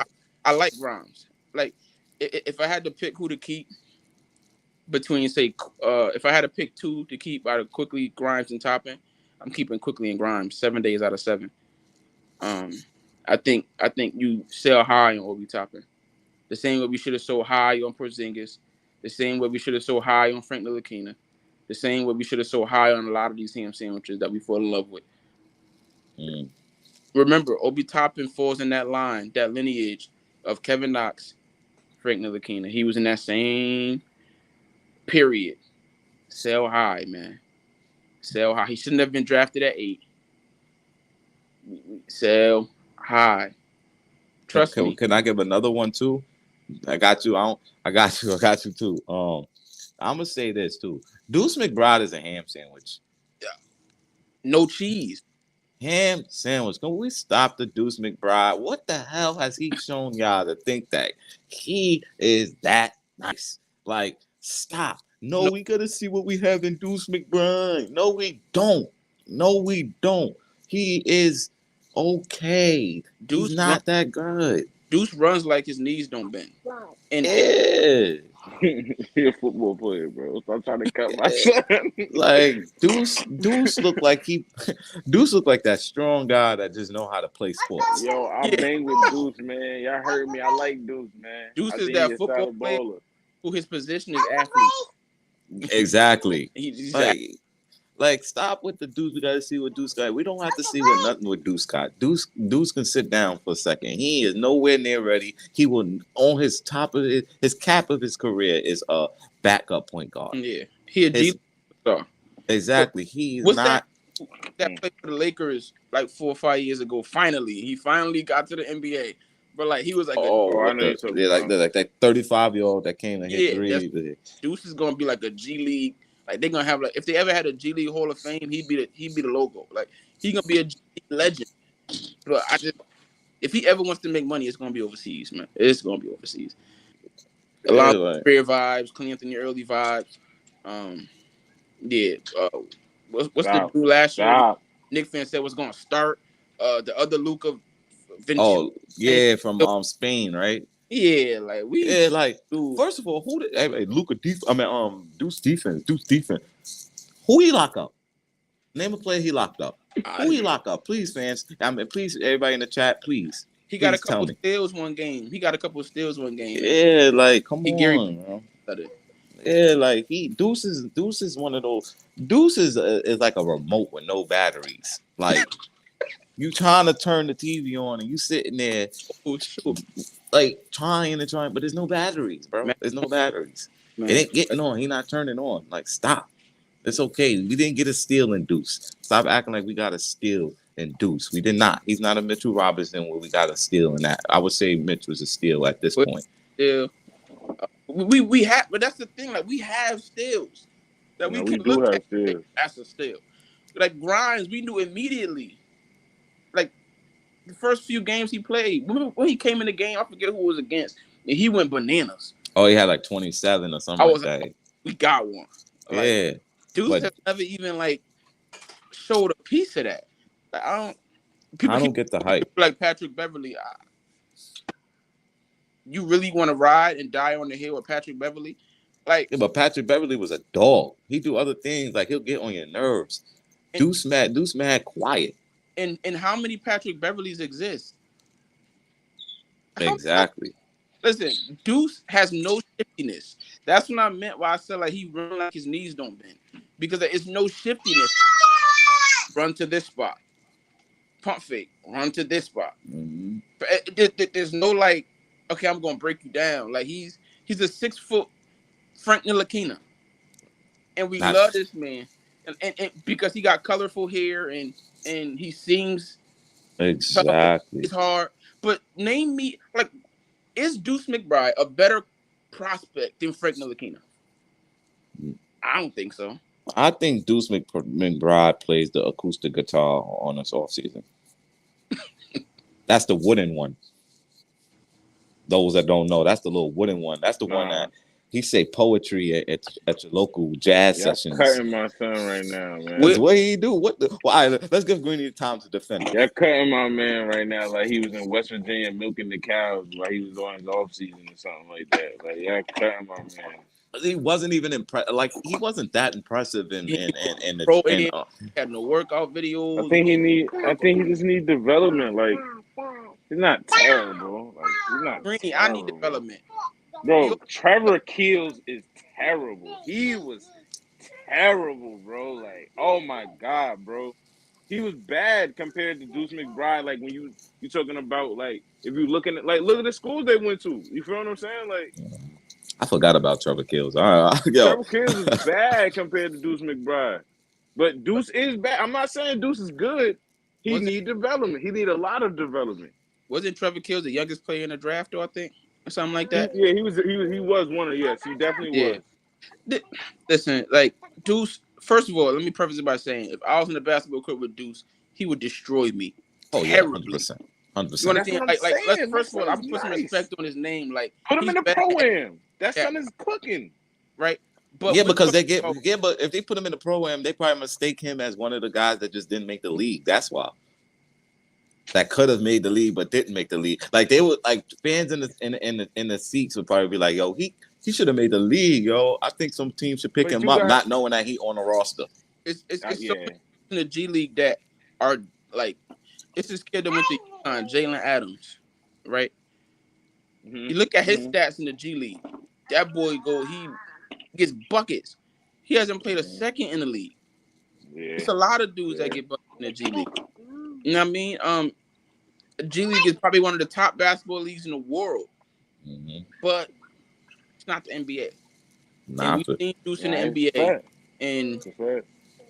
I mean, I'm just looking for some signs. I'm looking for some like evidence that he's this immaculate perimeter defender, and like I just don't see it. He I plays think he hard. played good. I think he played great defense. I think he might be one of our best on-ball defenders that we have. Like, I ain't gonna lie to you. nah. So was Frank.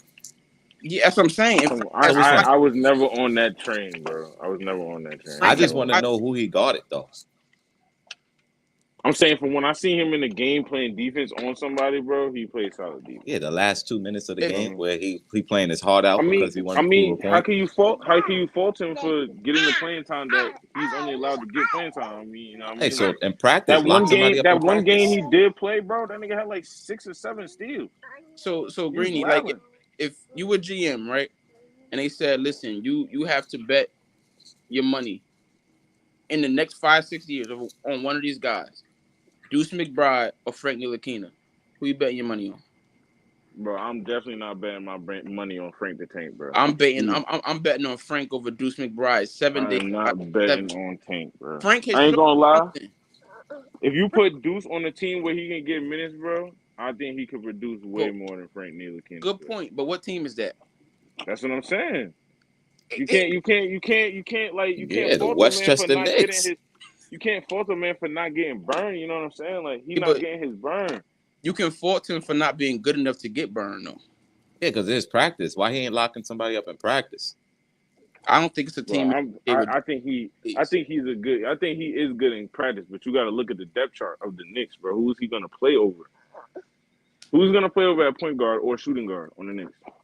Yeah, but that's my point. Like, it's not just the Knicks. Who is he gonna play over at point guard and shooting guard on all 30 NBA teams?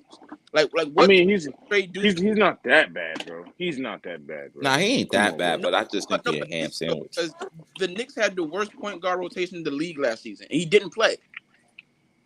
Right? If the Knicks had the worst point guard rotation in the league, and he didn't play, what team do you trade him to where he plays?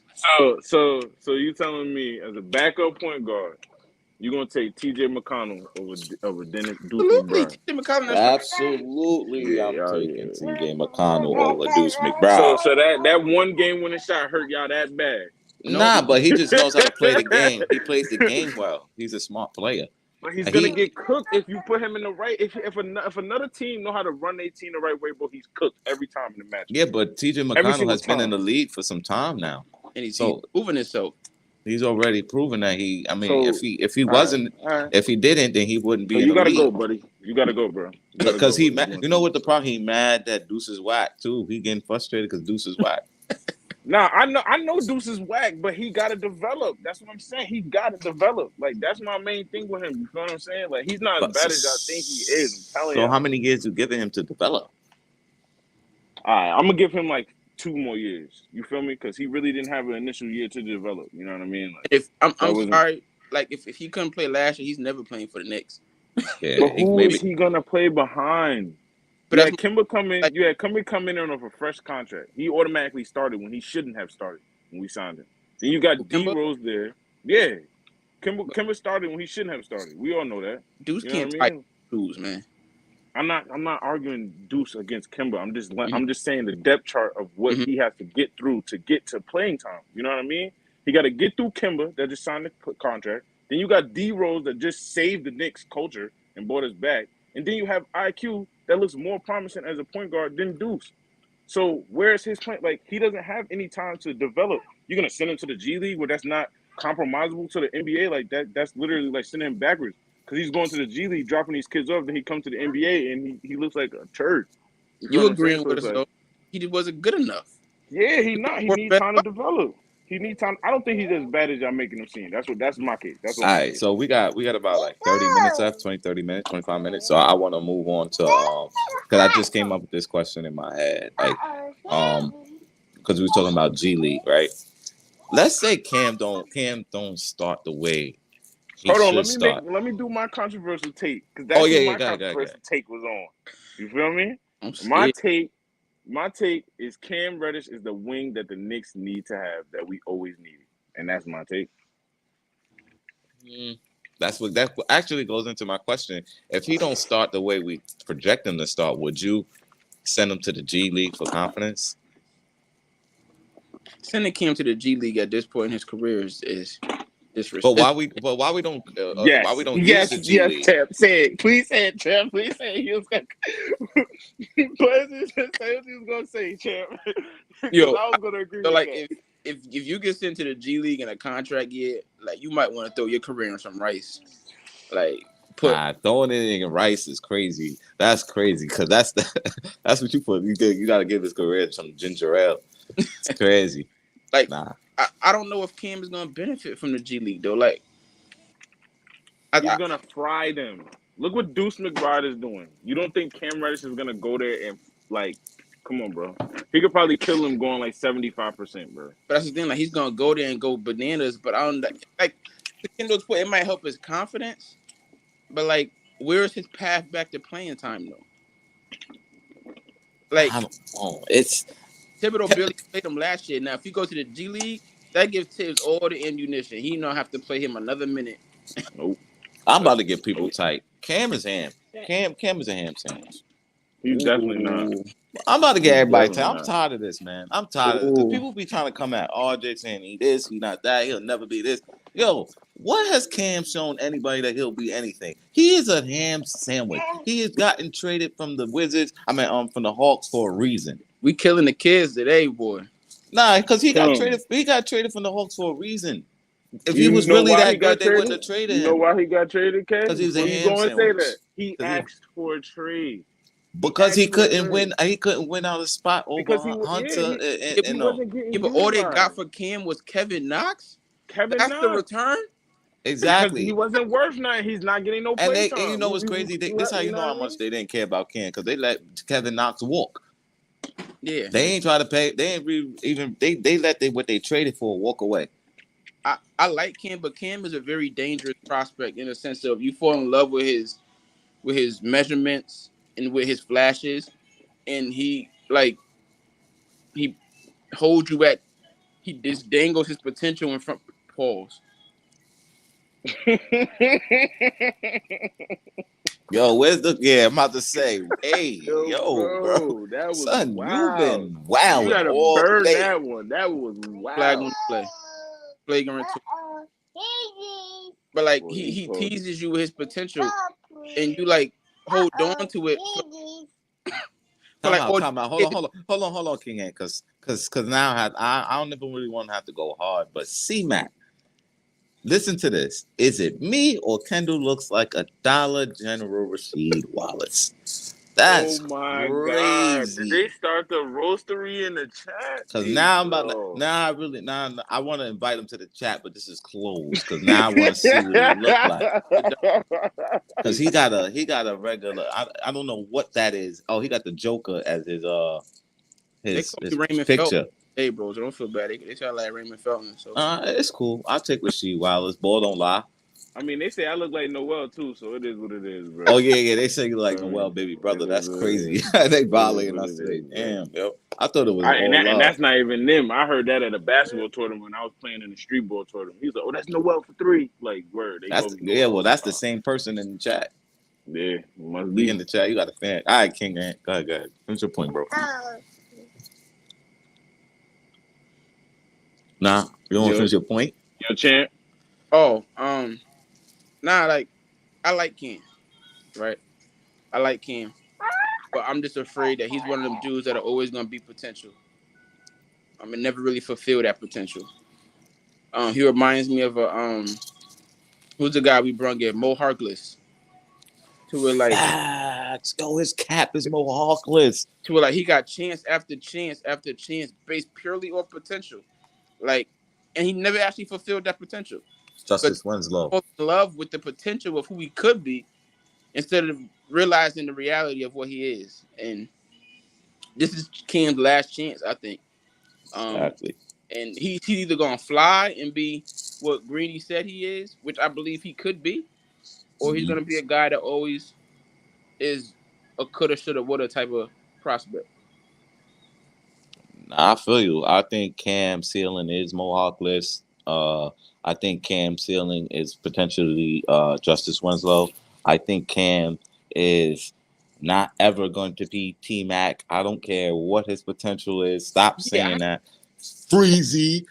Saying I'm trying to wake up Freezy right now. I know you like be Tracy McGrady is crazy. Like we know, like we got Tracy McGrady all the way messed up. He is going to be Justice Winslow, Mohawk list, players like that. I think this year is going to prove that he's a bust, and I really want him not to be, but it's just that I don't see it. If you don't see it from if people can sit and say they don't see it from RJ, what the hell do you see in Cam? He didn't get traded from the team he was drafted to. He didn't get traded. So how the hell are you going to say you don't see from RJ, but you can see from Cam? Like, stop it. Stop it. Stop it. Cam is a ham sandwich. He's going to be that. He's closest to being a bust in that draft, 2019 draft. He's the closest to being a bust. I think that he's closer to being a bust than Obi is. And I think Obi's better than Cam. Take that. I think Obi's better than Cam. Now, that one you're bugging on. That one you're bugging because Obi can't even dribble. He can't even help himself unless he needs somebody to get him the ball. I don't care. Cam I think don't Obi need better that. than Cam, son. I think Cam Obi don't need better that. than Cam. And Cam shoot better 3-pointers and better free throw percentage. Does Cam have an elite skill set? Like, does he have one elite? Who, Cam? Yeah. Does he have one? If you had to say his one elite skill, it would probably be dunking. Because he has posters on people. So and I bring this up because every great has at least one thing that they're great at. I don't see one thing that Cam is great at. He can do a lot, right? But is he great at anything? No. He doesn't have a specialty. Like a Swiss Army knife can do a lot, right? But when you want to cut a steak, you go get a knife that specializes in cutting steaks. Mm-hmm. When you want to cut some bread, you go get a bread knife because it specializes in cutting bread. Mm-hmm. What is Cam specializing in? Nothing. He was supposed to be this great perimeter defender. I don't see it. Supposed to be this elite scoring talent. I don't see it. He's not a great passer. Doesn't play particularly hard. Turns into Casper way too often. So I just gotta see it. I think it's there, but production is way more valuable to me than potential. I like production. I like production too. I just know that he could be. I know he could be that. You know what I'm saying? I know. I've seen it. I watched a lot of tapes on Cam Reddish when he was playing hard to get his spot in college scholarships, and I know what this dude has. And if taking to come play with RJ Barrett, like one of his best friends, takes to get that motor out of him, then I'm willing. I know what he could potentially be. You know what I'm saying? And that's what I see more than, you know what I mean. Because I know he need minutes and all the X factors and Tibbs and all that extra. That is all everything. But he's fighting a battle with himself. You know what I mean? I think he has to, like I said earlier, I think he has to accept the role that he's going to become off the bench. I think he has to accept a lot of things mentally that he's not that guy when he always knew and played and grown up knowing that he was the guy on his team. So I'm telling you, it's a mental thing with players, bro. I'm telling you. All right. So with that said, if you do the redraft for 2019, Cam go top 10? No. Right now, no, bro. That's what I'm saying. That's what I'm saying. Yeah. So if that just shows bust. Pause. You know what I mean? Like not everybody develops the same, bro. But what I'm saying is like, all right, you do that draft over. I think he go 25.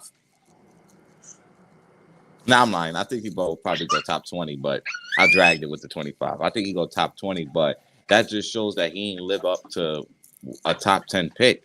That might be the cause of a bust. Think about it. Out of all this trade talk, there's been one player that has come out that it says Utah does not want.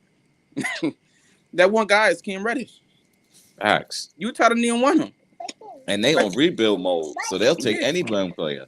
But I think the reason why they don't want him is more because it's his contract year, and they would have to decide to pay him after this. Yeah, year, but the thing with that is that sounds I think that's like. really But the thing is, more nobody's what gonna it pay is. Cam that money. Yeah, So, that's what I'm saying. But in general, they don't want to pay in general. You know what I mean? They want to rebuild fully. Cam lucky to get a 4-year, $35 million I was contract. about to say, how much do we think Cam? Yeah, that's a fact. That's a fact. Like if Cam produces the same, like what do we think his contract is gonna like? Like what do we think it's gonna take to re-sign him? Kevin Not even Knox, 10 million a year. He's not getting 10 million a year. 1 year, $6 million. He might I'll get take like Cam at $6 million a year. I would too. I would too. He But might get like 8, 9 the max. yeah, but as a top 10 pick on your contract, yeah, that's a bad look.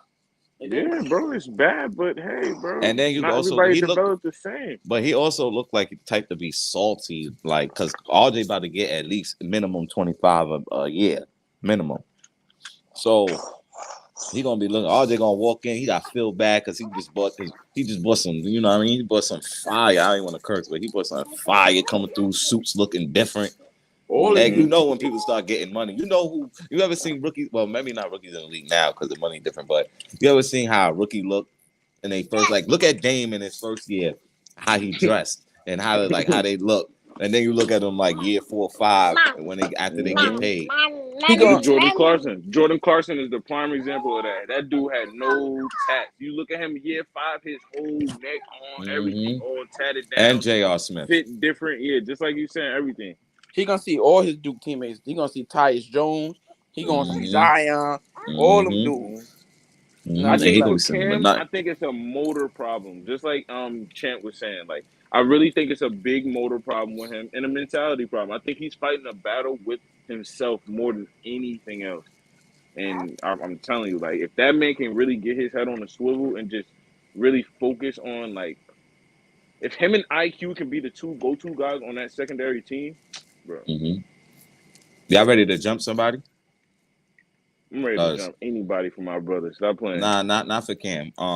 Quiet money. Quiet money. You thought we wasn't gonna see that. Yeah, that's not just Cam. It's RJ too. Another electronic ham Bible out. sandwich. How many 21-year-olds we've had drafted that average 20 points a game? I don't care about their efficiency because the efficiency will come within the. I mean, the better he gets. You know what I mean? So how many 20-year-olds we drafted that average 20 points? And they you can name off it. Yeah, in their third year. In their third year. And I got the Holy Bible right here, so you better be careful who you name. Because the Bible will reveal all the lies. Because we're going to start calling people out with their horrible. We like to get everybody involved as if he was on a panel. So he lucky I don't have my torch. We about to start calling him out. Oh, don't get. I got torches all around the head. Don't make me look around. I can get torches. Because that is a terrible take. Absolutely terrible.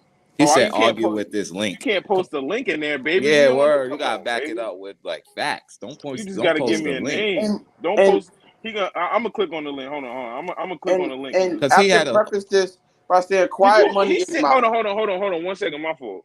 He sent me a list of RJ Barrett being excluded from the top player list.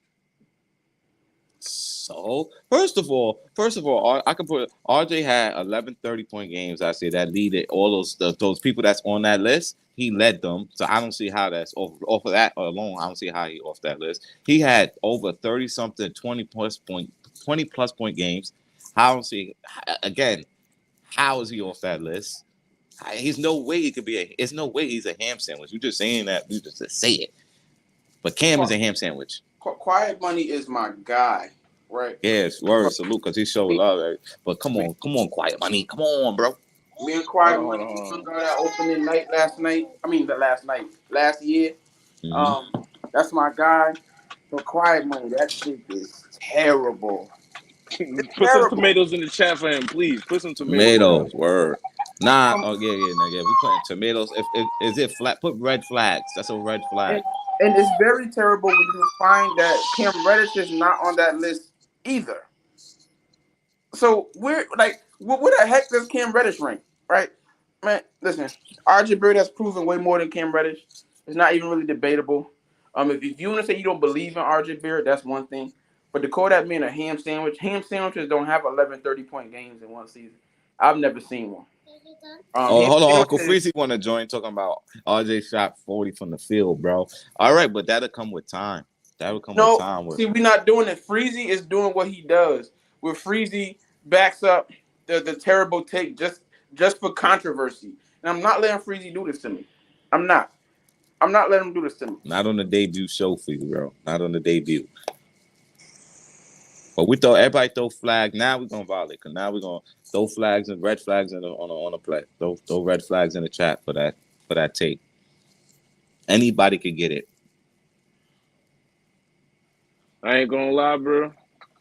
I like the attempt, but that was bad factorial. Like I need a name of somebody. This list is good, but you only like realistically, you only really got the top four, and those four players are superstar potential players. Luka Doncic, Jason Tatum, John Morant, and Trae Young. Those are the only three players on that list that really had better seasons in their first three than them, because those other players might not haven't had 3 seasons in the league. You know what I mean? So at the end of the day, RJ Barrett might not be efficient and all that, but that do come in due time. When he gets older and gets into like RJ Barrett is 4 to 5 years removed from his prime. You know what I'm saying? Like, how's it gonna look when he's in his prime? Look. Quiet Money said, Uncle Freezy, they don't understand, big bro. The youth is blinded. Bro, I'm 32. You feel me? I'm not really a I'm youth. 28. I ain't really that young neither. I get it. I actually get it. I'm just saying. Like, it just, you can't call one person a ham sandwich when they're not. All right, so if that's your argument that he's not better than all these players, when's the last time the Knicks had a rookie in his first 3 years average 20 points? Or double figures. Yep, or in double every figures. season. Yep, in every season for their first 3 seasons.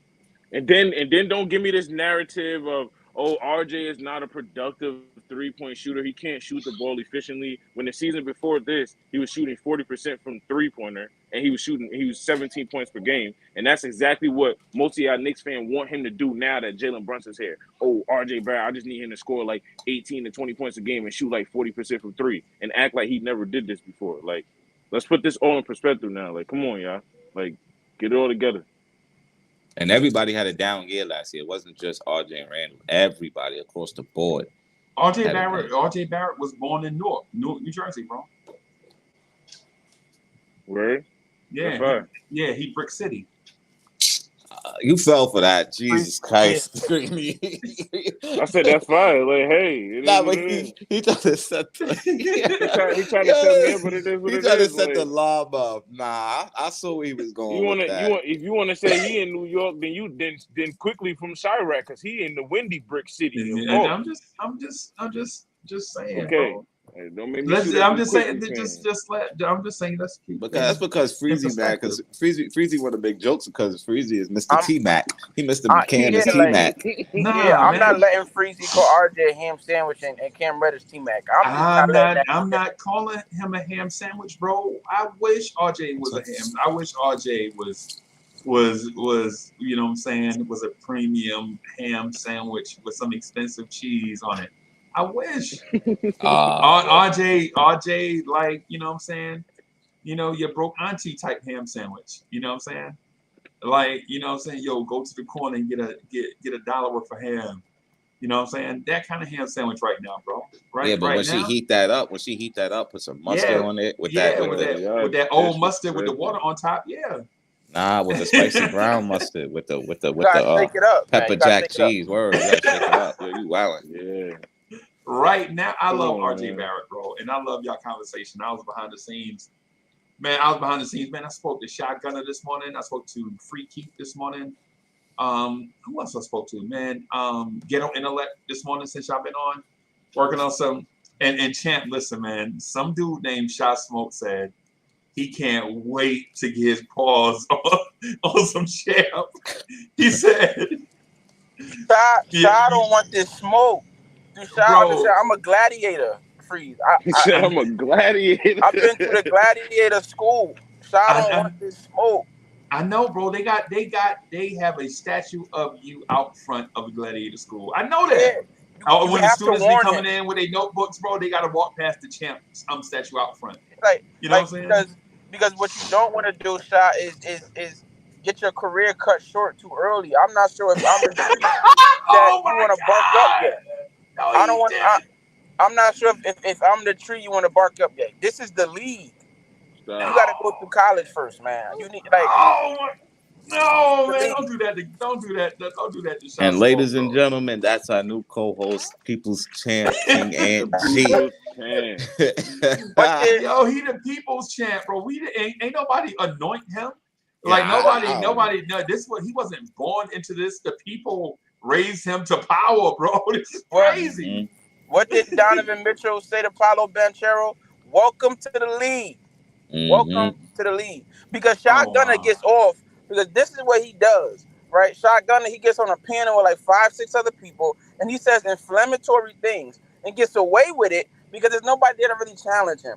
But one-on-one, Shot don't want that smoke. Yo, you should bring back the debate league at Knicks at night, Freezy. I would love to, but hold on. Let me show y'all something. Hold on.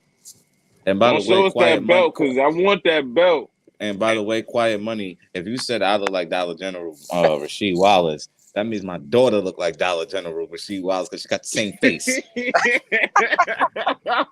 We not doing that. It's crazy. Yo, you got me weak, bro. Yo, leave it to Freezy to get me in my bag. You know what I'm saying? Yeah, the Freezy know how to. I need that. I will send this FedEx to somebody's P.O. box. I need that. See that? See, this is gold plate, right? You know what I'm saying? I ain't even gonna lie to you, bro. I couldn't afford to get the gold this is gold plate. I couldn't afford to get the real gold on here because I'd have kept this. Y'all knew that. but it is genuine leather. This is genuine leather that you're looking at. You know what I'm saying? That winter camouflage. Anybody up here know what it'd be like in the wintertime? That camouflage in the wintertime, that's genuine leather right there. So if you're not from a cold environment, if you don't know what wintertime is like, bro, all I'm gonna say is this. I'm sorry, Greeni. Let me get you back in your spot. My bad. In case with the debate league, bro, winter is coming. And if you don't know what that saying is, if you don't know where that winter is coming saying is from. But yeah, man, I'm just saying this, champ. Listen, man, we know you wasn't, a prince born, an heir to the throne in some room where it was destiny written. You were raised up to this thing from the people, like from nothing but Knicks. So fight your way up through the mud. So I understand that. Blood, sweat, and tears. But we got 2 minutes left. So but Shotgunner don't care. My bad. We're gonna let King and G get us out of here today. King and G. Yo, listen up, man. Dope show. It was a lot of great conversation. Like and subscribe, right, to the channel. Like the video, comment, do all that good stuff. New School Knicks, we taking over. If you don't like Uncle Freezy up in all of your videos talking about Patrick Ewing and Charles Oakley and all of these old heads, then join New School Knicks, man.